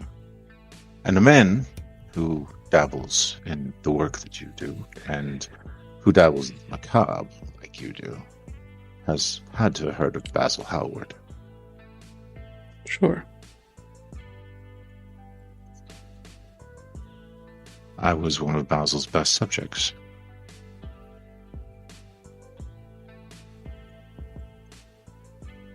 Certainly, years have still been kind to me. Smile broadly. So they have. What you're missing is a subject who knows what you're trying to get across, Victor. And what am I trying to get across, Mr. Novak?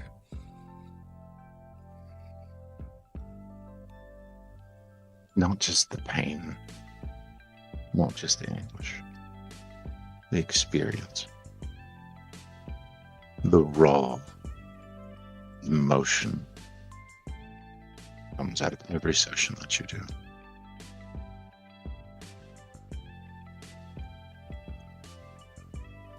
Those subjects you're currently working with, I guarantee you they don't know how to be clay like I do.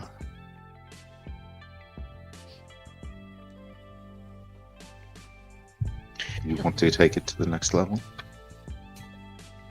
I'm offering you me.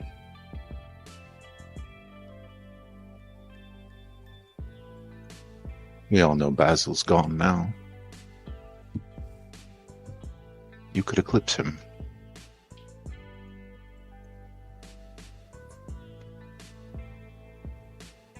I don't do this to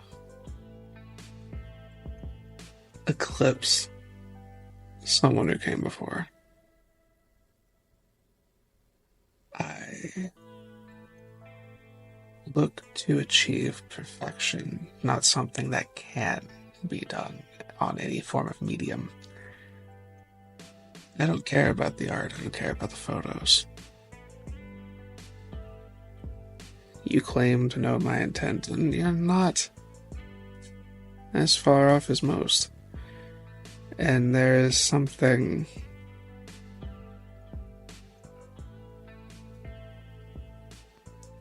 captivating about you, sure.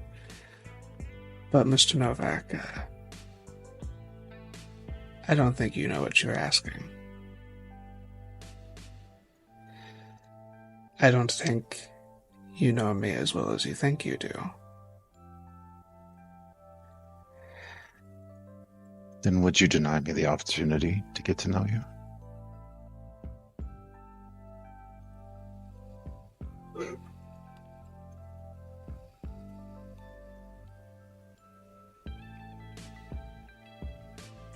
Your vision's different.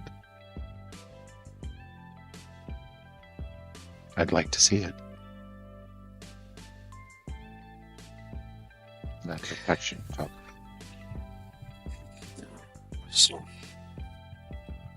in this moment, how sincere would you say you are being? How? Yeah. Because he is simultaneously... It's like a moth to a flame. Except he knows it's a flame. He doesn't want to get into it, but he's drawn to it nonetheless.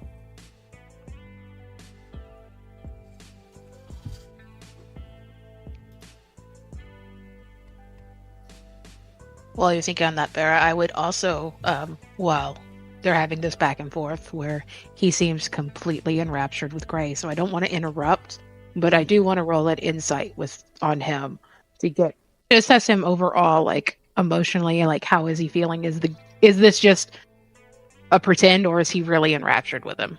Specifically, Victor. Victor. Yeah, go ahead and give me a wits and insight. Grei.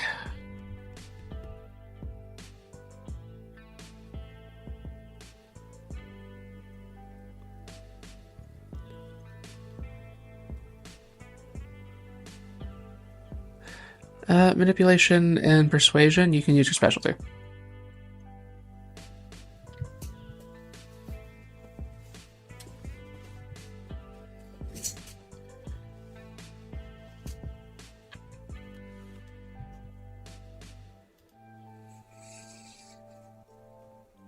Do looks apply here? Absolutely.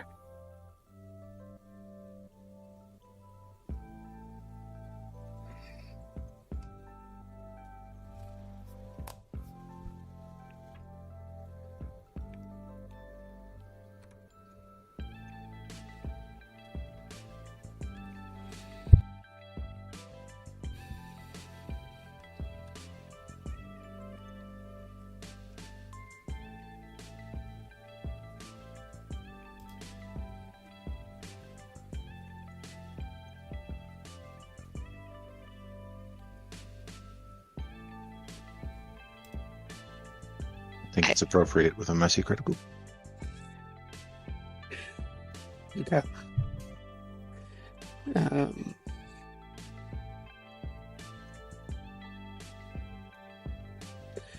So, Bellatrix, as you are watching,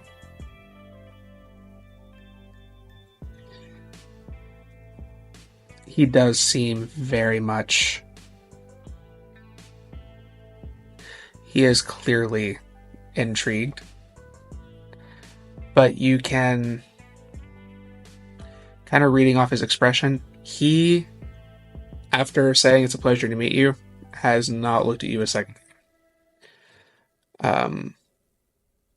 There is a predatory, focus in him, but he doesn't give in to that as much as he is trying to get something out of Grei. You're not sure what that is yet, though. Okay. But he is very much... Tunnel vision is on Grei. Messy critical.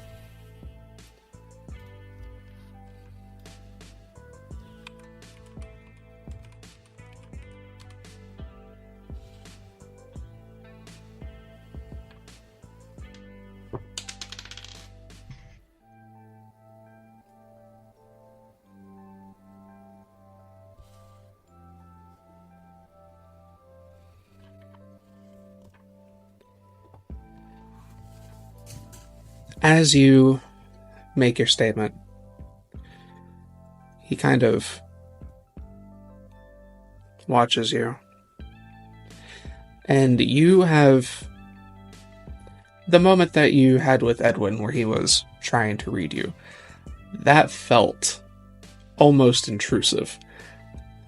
This feels like he is actually trying to crack you open like a book and learn everything about you in this moment. There is a lot of pressure in his gaze.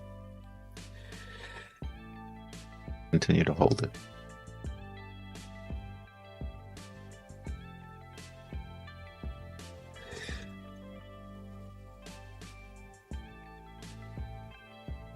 Perfection is not something that can be easily achieved. You seem like you've come a lot farther than most, but I'm not sure you have the appetite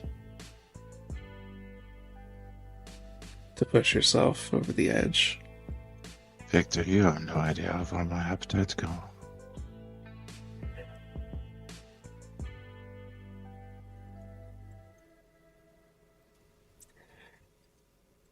Becoming one of my projects takes a level of dedication, and I do not accept failure or half works.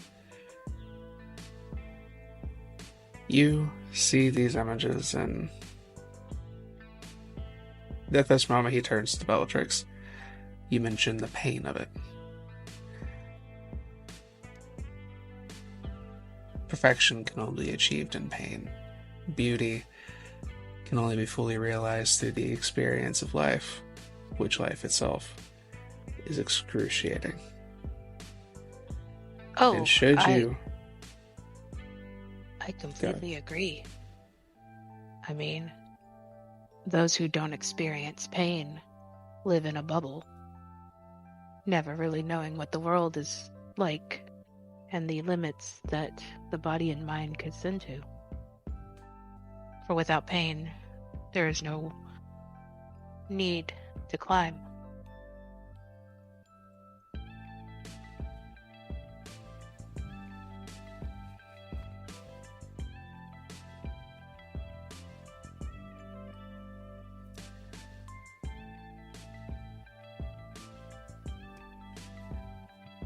Interesting. Tell you what. He reaches into his pocket and pulls out a card. Sets it down. It's this ornately decorated little card for an invitation. It has the address. He slides it over to you. If you are sure this is the route you wish to take. I'm having a little get together at the end of the week. You'll need that card to get in. If you decide to come, stun me.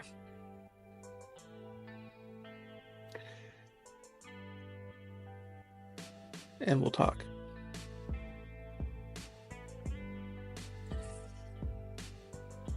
If this is what you want, let me make this clear. Life is pain. Beauty is pain, and you can only achieve perfection by experiencing all of it. And I will make you experience life to the fullest.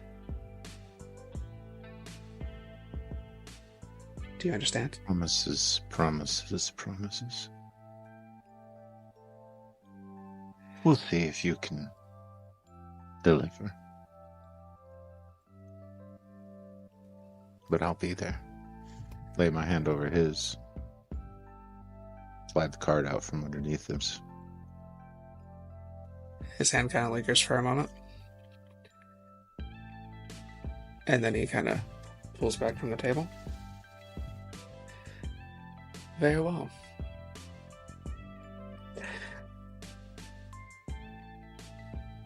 I don't suppose, slightly off topic, I don't suppose either of you know of a catering service in town mine fell through.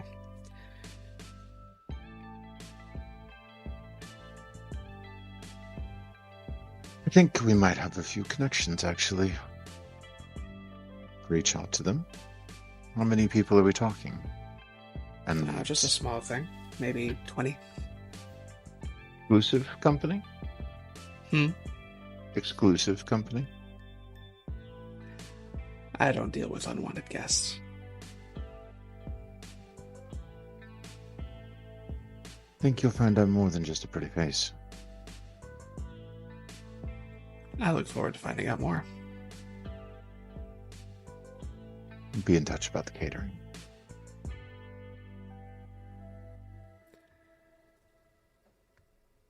I'll find you. He stands up. If there's nothing else. I don't want to keep you. Of course not. I'm sure you have a full night. He bows. Grei, he takes and kisses your hand. Before turning to the both of you. Please enjoy the rest of your evenings. And he turns and he leaves.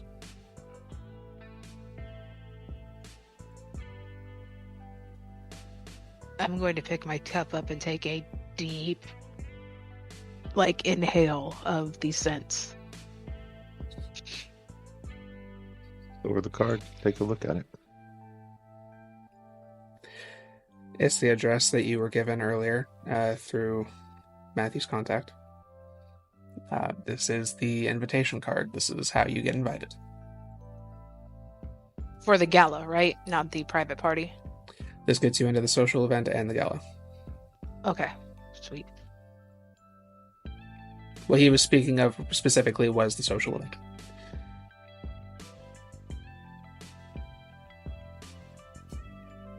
Is it just for one, or is there a +1? I'm sorry? Is it just for one, or is there a +1 allowed? Yeah, +1's allowed.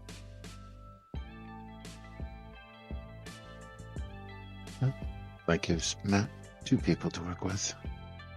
That's good. Tuck it into my jacket. You and me, I guess.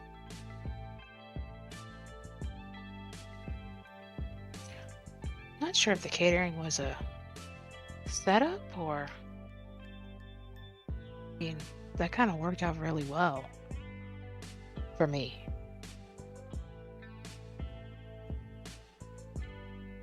Don't look a gift horse in the mouth. I'm sure you're going to help me find a good catering company. Maybe a couple interesting vessels. I kind of figured.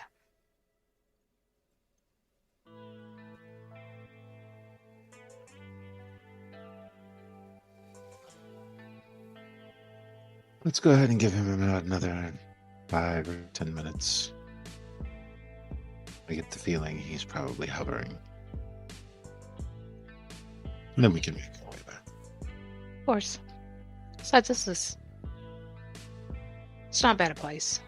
I was expecting more high tea last time, but it's kind of comfortable. So does it count if I give Arena an interview with myself after all this is said and done?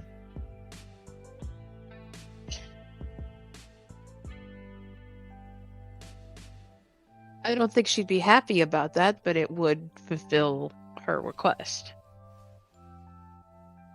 Yeah, well, I do want her to be happy, so I won't stand on the word of her request.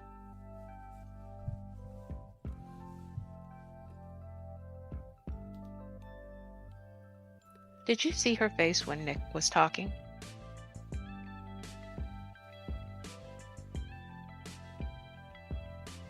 I did. I think she feels a kinship to these girls. These subjects. He just needs a better mask. Bigger smile. Let's put our smiles back on. Ever take them off? Sometimes I have to. I have to play a different part. And what stops you from smiling through all of that? Whatever it is. Sometimes a frown can reach people better.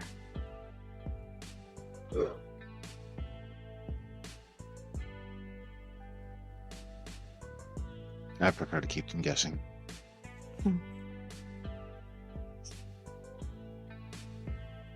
Shall we go? You done with your tea? Yeah, I mean, all I can do is smell it. Brings back You can memories. drink it. It doesn't taste right, and I'd rather not mar the memory of what it tasted like with what is Fair. now. But the smell is still the same, so that just sparks what it tasted like, and I can dream.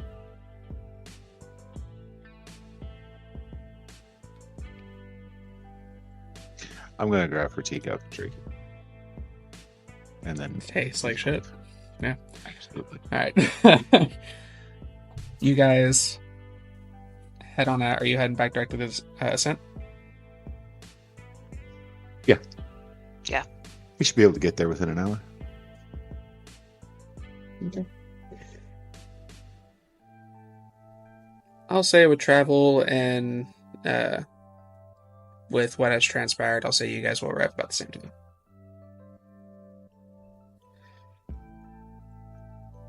So, yeah, you are back into Ascent, and the scene is yours as you come back together. I'll flop on the couch. Ugh. So how'd it go? That dude is, Slide the invitation out of my jacket. that dude is so pretentious. Matt will walk up, look at the invitation, and just do the cheek kiss on Grei. Oh, you are an absolute peach. Oh no, he's an artist. Kiss him back. He is a true artist. He had Victor wrapped around his finger for a little bit, though Victor was trying to assess something out of you. I'm not sure if he found it or not. But I'm sure he didn't. Otherwise, he wouldn't still be intrigued.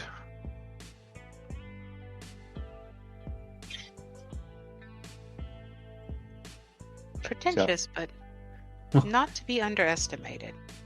So an artist. Oh, that's for sure.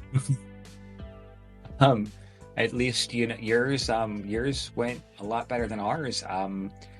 Nick almost got shot. Oh, You almost got shot too. Well, okay. You have a much better story than we do. We went and checked the Not place much. out, and he, I'm guessing it's one of his guys. He had a gun. It wasn't even letting people walk along the Yeah. sidewalk next to the building, Yeah, and it wasn't a small gun. Like, I would be seriously worried for Alex if he had to provide fire support from a rooftop all the way away. I'm of the mind it's Kindred with a high-powered rifle. That Did you changed get a the good math. look at it? It's a guess, but there are some signs to, pale skin, big black edgy trench coat, I meant the high gun. powered. It's big. I'm sure if I describe it to Alex, he'll probably know what type of gun it is. why the trench coat? No, you're classifying Kindred with a big black trench coat. Look around. There was a time trench coats were fashionable. I suppose. Fashion. Sometimes I wonder how many Kindred that watched the Blade movies and thought, that's my aesthetic.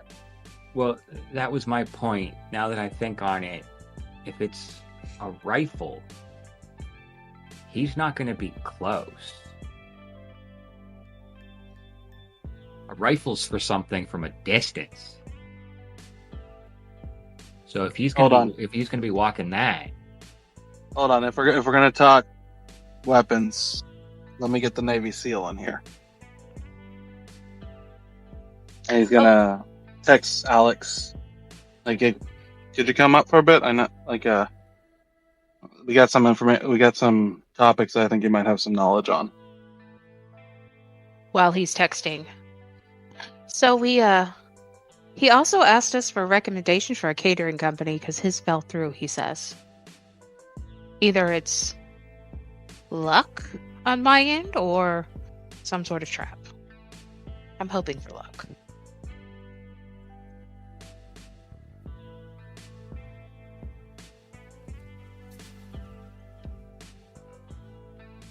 it could be a test, because, if something goes wrong, then it falls on us.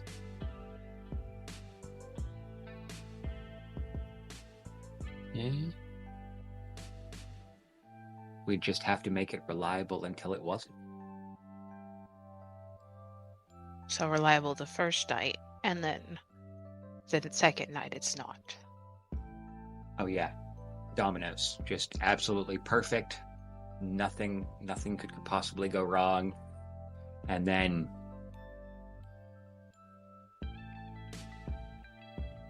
What's that quote? Make the plan, execute the plan, set the plan to go off the rails, throw away the plan. yeah, about that.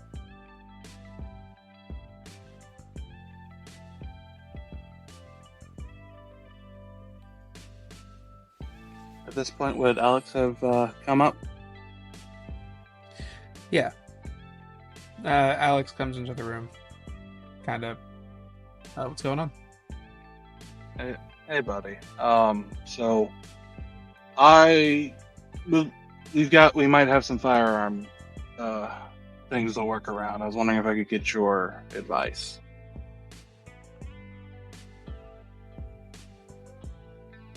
What do you need to know? Well, first, what do you know about? And he will proceed to describe the rifle they saw on the guy's back. What do you know about this? What is this?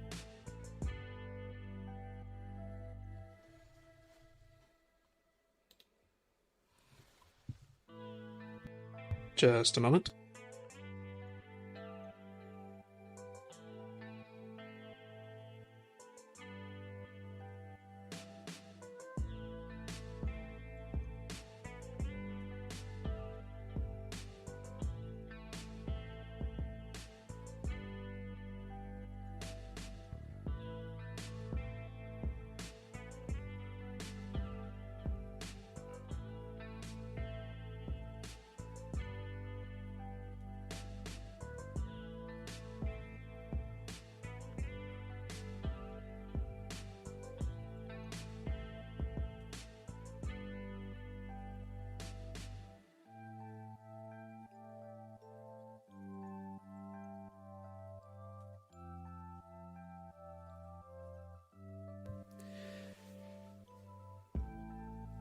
After you kind of... Well, actually, give me just a straight intelligence check to describe the gun for recall.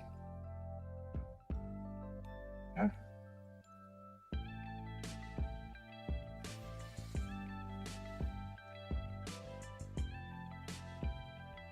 I spend a willpower? Sure. Okay. Oh, good. One success.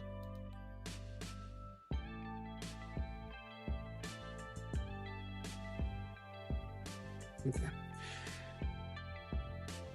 He sits there and listens to you for a moment.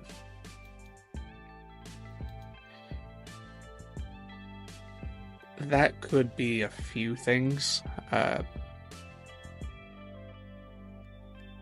but based on what she got, sounds like one of a few things I might be able to put a decent sized hole in you from a while away.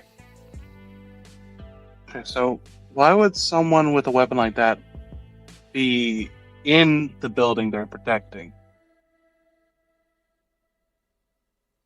Did he draw it on you? No, but the possibility was very much there. If he didn't draw it, then he didn't feel the need to use it. He might have had something for more direct, close range.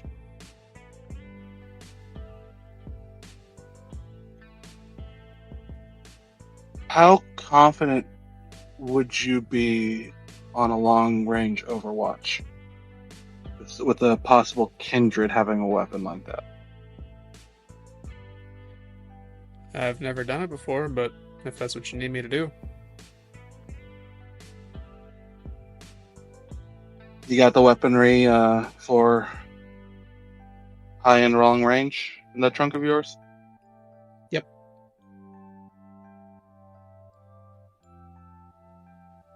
if you feel a threat, you're bugging out, right?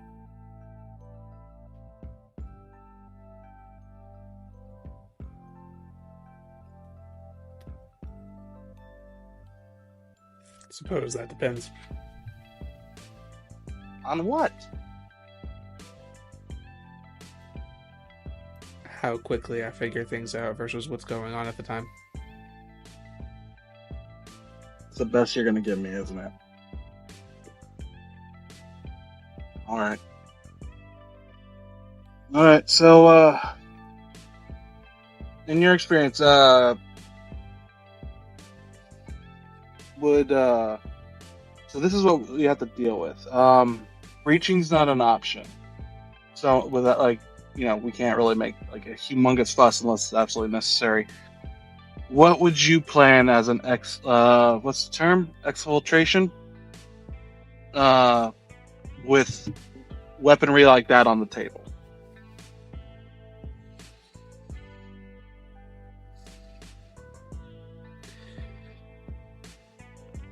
You probably are going to want to distract security or remove them entirely. Alright, fair enough. I appreciate it, bud. I'll keep you in the loop. You can stay around if you want. Or if you have something else to do, that's fine too. It's likely... I don't know much about what you guys are doing, but it's likely that this is some outside security. Probably something within a criminal org or something along that line. If they're packing something like that, security detail doesn't usually do that. So it's likely this individual, whoever it is that you're dealing with, is using somebody from a bracket in the city. You have that.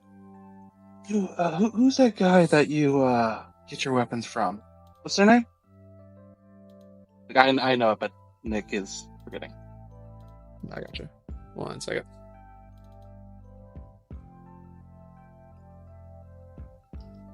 So maybe we find out the security company, or... Yeah, that's what I'm thinking. If his contact knows who's buying weapons like that in the city, if they are, that could be an in on a way for me to track down. Maybe even I can futz around with whatever devices they're using.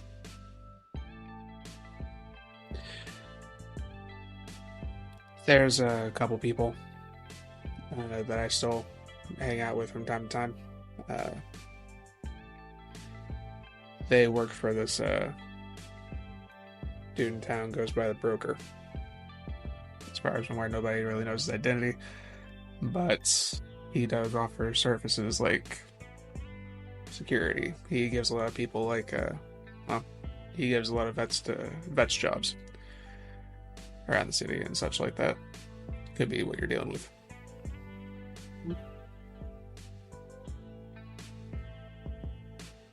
Great.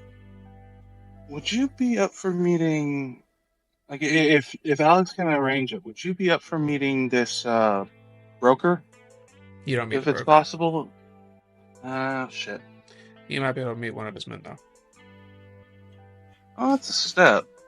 And he relays that. That is still a possible end. Mainly what we need is the information. Like, even if I can get what equipment they've been buying. If I figure out what type of wireless communication they might be using, or anything that I could possibly breach its security, that's something I can do. So we can at least figure out maybe what we might be up against. But you know me, I'm not really much of a talker. I could ask some questions, but I mean, can't we just turn it off? None of that stuff works without electricity anyway. I mean, if we had access to a military grade EMP, maybe. Didn't Look you just at say Alex. something about the broker? Hold that thought. I mean, Are we sure the bathroom works? I'm gonna head to the restroom there and evacuate this tea. Gotcha. Nick's gonna turn to Bella. Grei is being Grei. That both explains it and doesn't, oddly enough.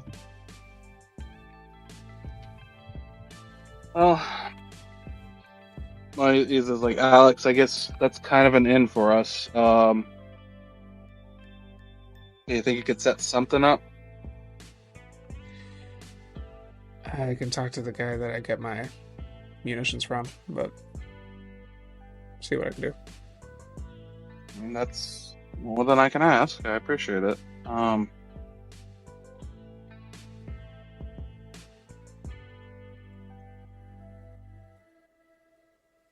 Well, sorry, I just think of if this guy is kindred.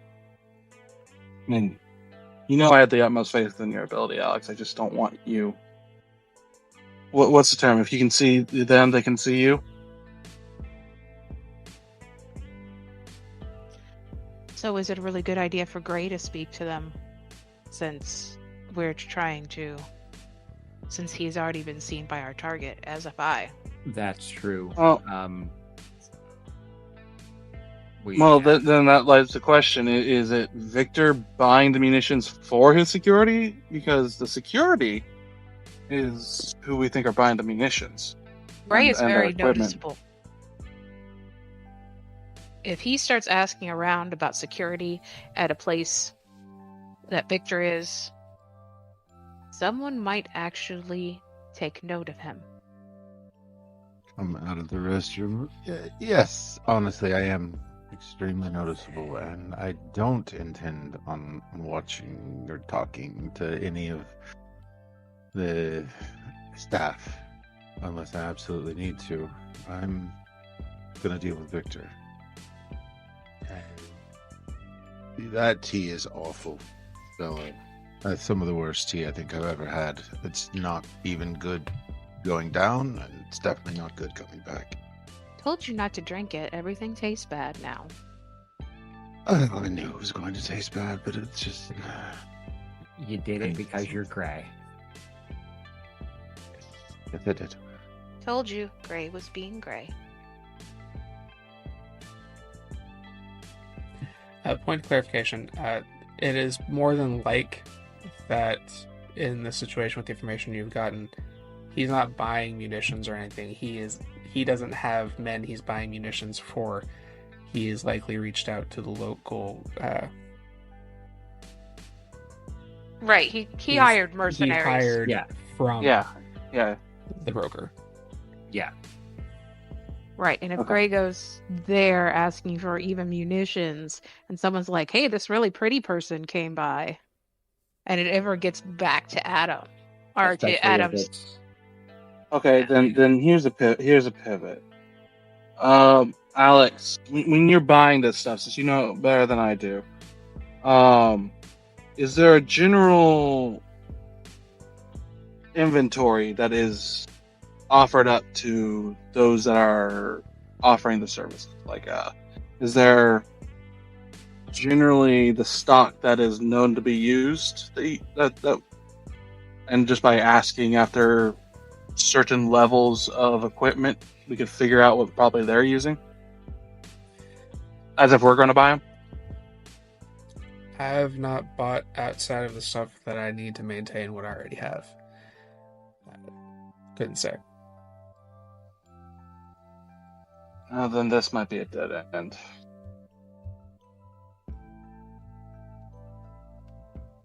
Why don't we just create something to distract the security?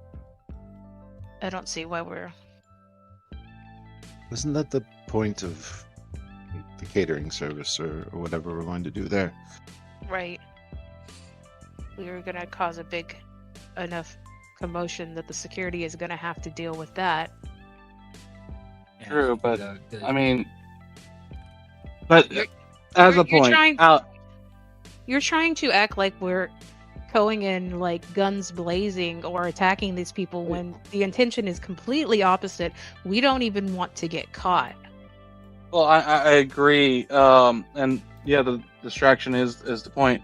But as an example, like Alex, if you are guarding, like as just a like basic tactics for your unit, like if you were guarding a spot and something is very noticeably drawing the attention of your unit away, do you set up something to make sure that?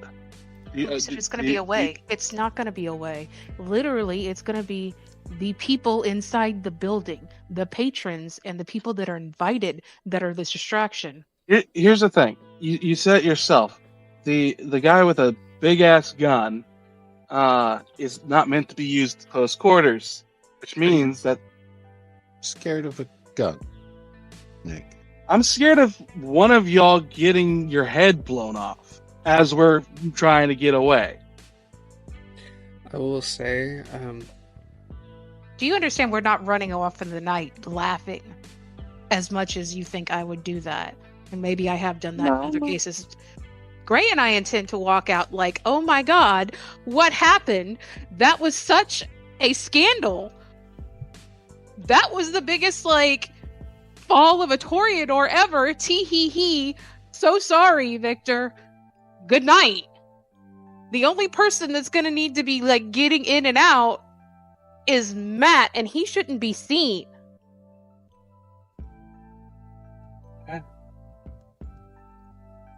It's all right. It's just a gun.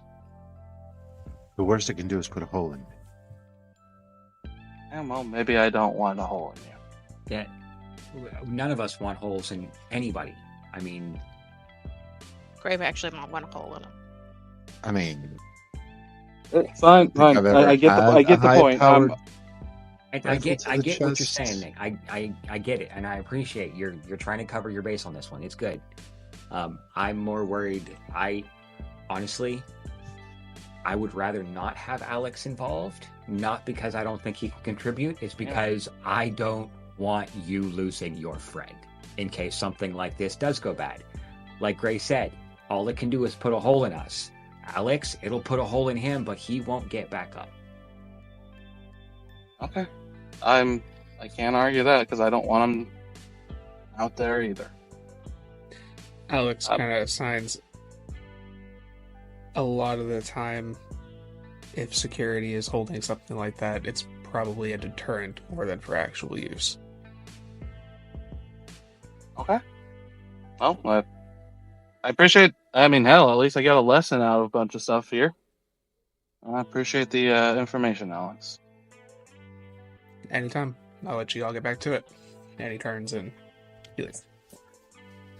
Like, y'all will notice Nick looking at Alex's back, just something on his face for a moment before he...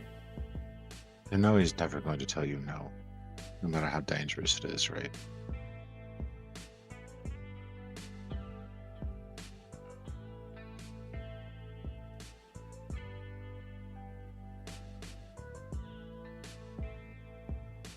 As far as he's concerned, he loves you. He shouldn't. But that's the blood. I mean, for me, it doesn't matter. Ophelia is just me. And so we're closer. And my blood just helps keep her longer until I can figure things out.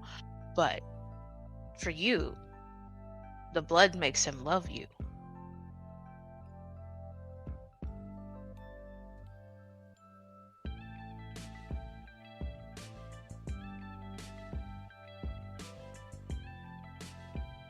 You'll see Nick turn back towards the balcony. He's clearly propping an ear back towards y'all, but he's just not looking in. Kindest thing you can do is to love him back. Well, that was never a question, Grei. I didn't say it was. I know. And Nick, when you got a minute, can I talk to you one-on-one?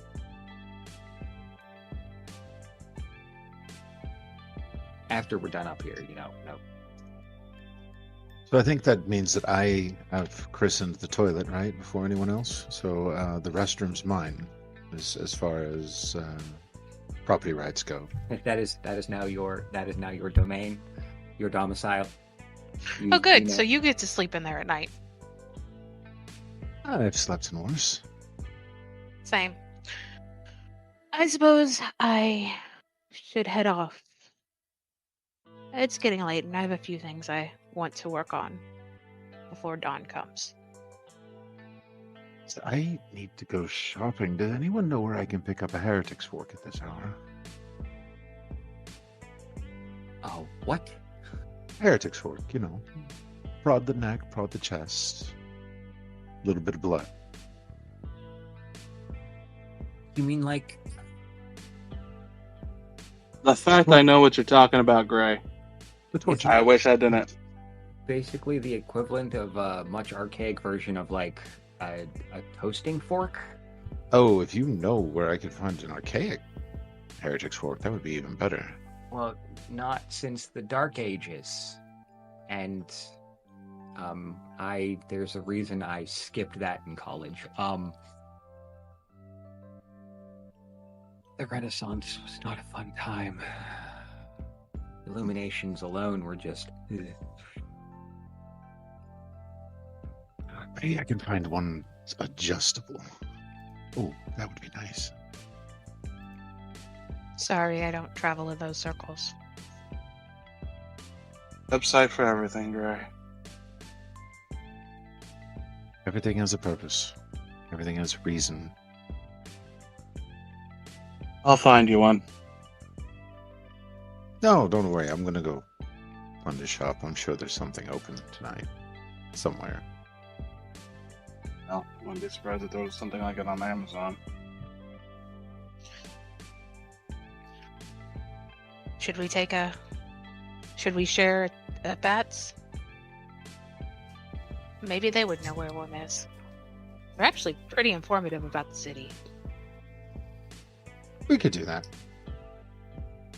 Drop me off first. I really do have work to do. Good luck with whatever your mystery work is. I do run a business. Business things have to be done. Yes, it's mystery work. How do you keep the business running? How Well, does that I even mean- happen? Ophelia is pretty good at it too. She helps a lot. So together we are the business. But I have plans. I need to expand. Which means marketing. And that's my specialty. Nick, keep doing you. And Matt, I won't fail you. Just get us through the other side of this. I will do my damnedest. I can't promise perfection, but I can promise I'll give it my all. Oh, apparently I'm going to be introduced to perfection. See how that goes. Then I have nothing to worry about. And neither do you. Make his way to the door. I will as well head out. The two of you leave. Matt and Nick, the scene's yours.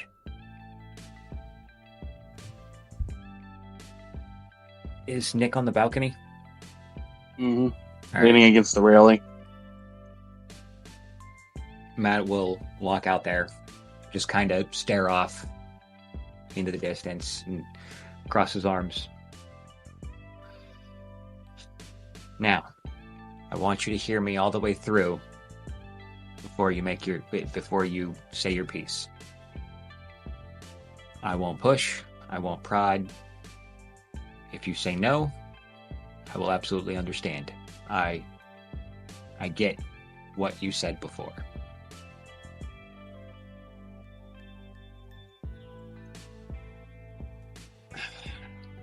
He kind of just thinks for a moment. Our abilities. Bella made it clear that we could share them to some capacity. And you made yourself very clear on your feelings of the matter because of, the mind-jacking thing. And I saw at the beginning how you feel about people poking with other people's brains.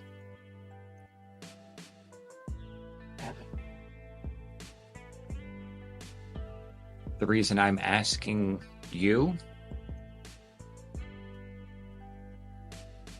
it's one of those, the people that are better at being put into situations like this are the people who don't want to be in those situations. Now, Bella, I adore Bella. Her place, she, took us in, helped us out. I don't exactly completely know her. I don't completely know Grei. Hell, I can't say I completely know you. But the fact that your first thought when I suggested this was, hell no, do you know what that could do to you? Was why I'm asking if you will help me. Because any person who's willing to say no, that can fuck with your head, is a person I'm more likely to trust because they're more aware. Now, I'm not saying Bella would mess with my head. I'm not saying Grei would mess with my head, although I'm pretty sure if given the opportunity, he'd mess with more than just my head.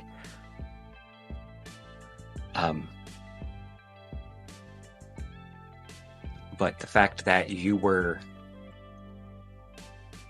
vocal about it means you're more likely to stop me from doing something extremely stupid.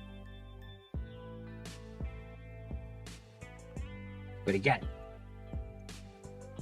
if you say no, I won't even bring it up again.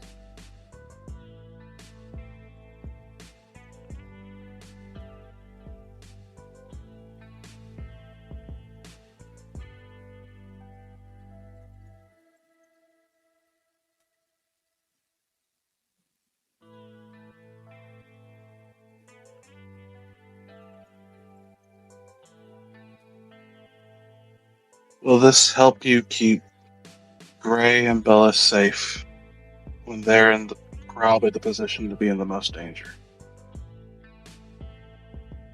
And answer me honestly.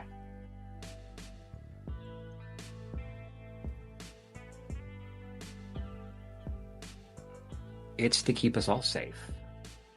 Now, I can't say that it will go... This could all go incredibly wrong. Planning doesn't mean shit. I've seen... I had the most brilliant plan ever that ended up with me in prison because I didn't account for betrayal. Now, anything could go wrong. Shit could go sideways in a heartbeat. But it's a way to help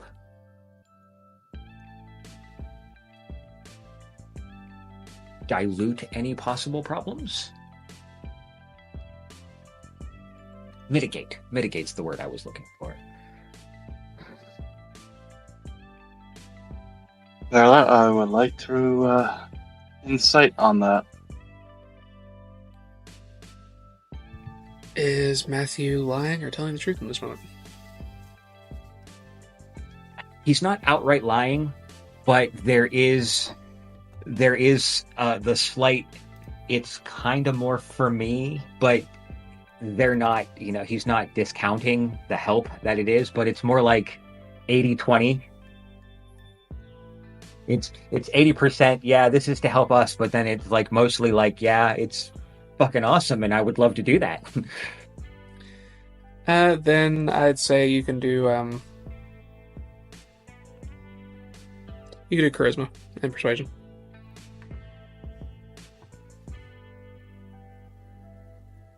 You can do wits and insight.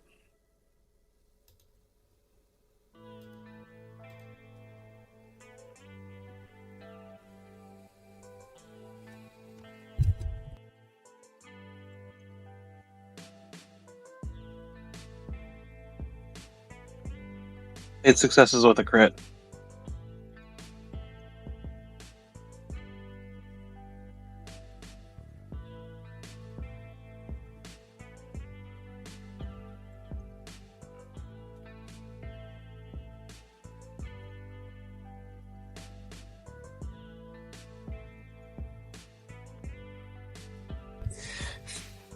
Total failure. So, Even with a reroll. you can see... I'll put it this way. You can see... You can tell with this roll that he is trying to mask a bit of the selfish intent that he does have. Not very well. You were seeing right through it. You can tell that he is kind of sugarcoating his words. But you can also tell with that roll, regardless of what his intent is, it would be... He is sincere about the benefit.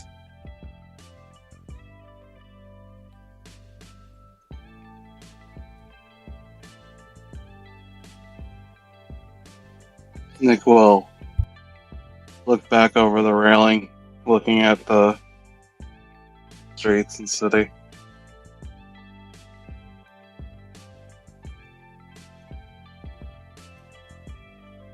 Have you ever drank another kindred's blood before?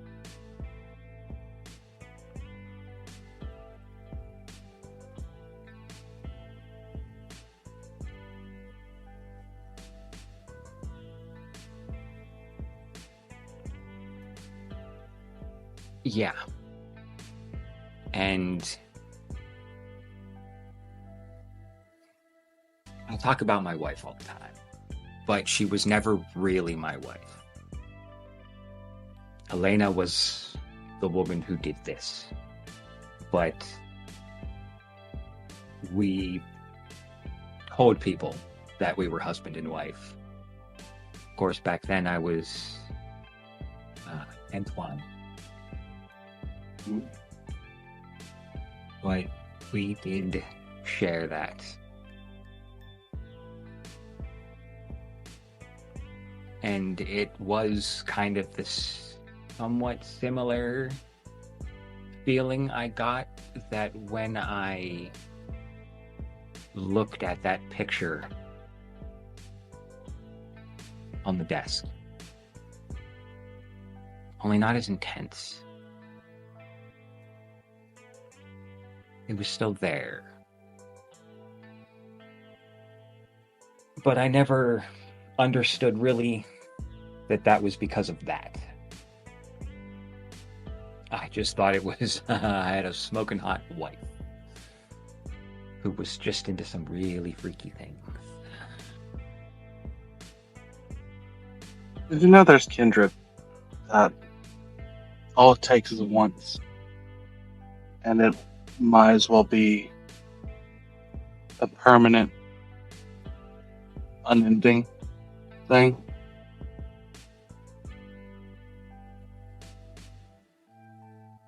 Can you guess why that would terrify me so much if that's a possibility?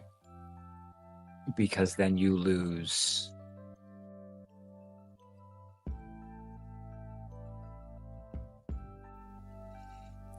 Alright, sorry for the slight technical difficulties. We appreciate y'all sticking around. We have reached what was going to be the end of the episode. So, thank you all for tuning in, and thank my lovely players here for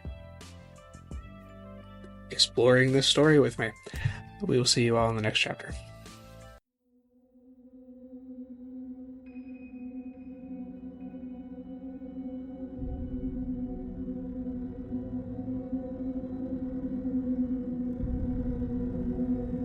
This has been a St. Petersburg by Night production. Bloody Strings is produced in agreement with the World of Darkness and Dark Pact. The storyteller for Bloody Strings is Beara. Tonight's characters were voiced by Truckexe, Lekar, Noree, and Kyrie. Visit our website at stpbynight.com for more information about all of our productions and how you can become part of our community. Thank you for listening, and until next time, fangs, stakes, and claws out.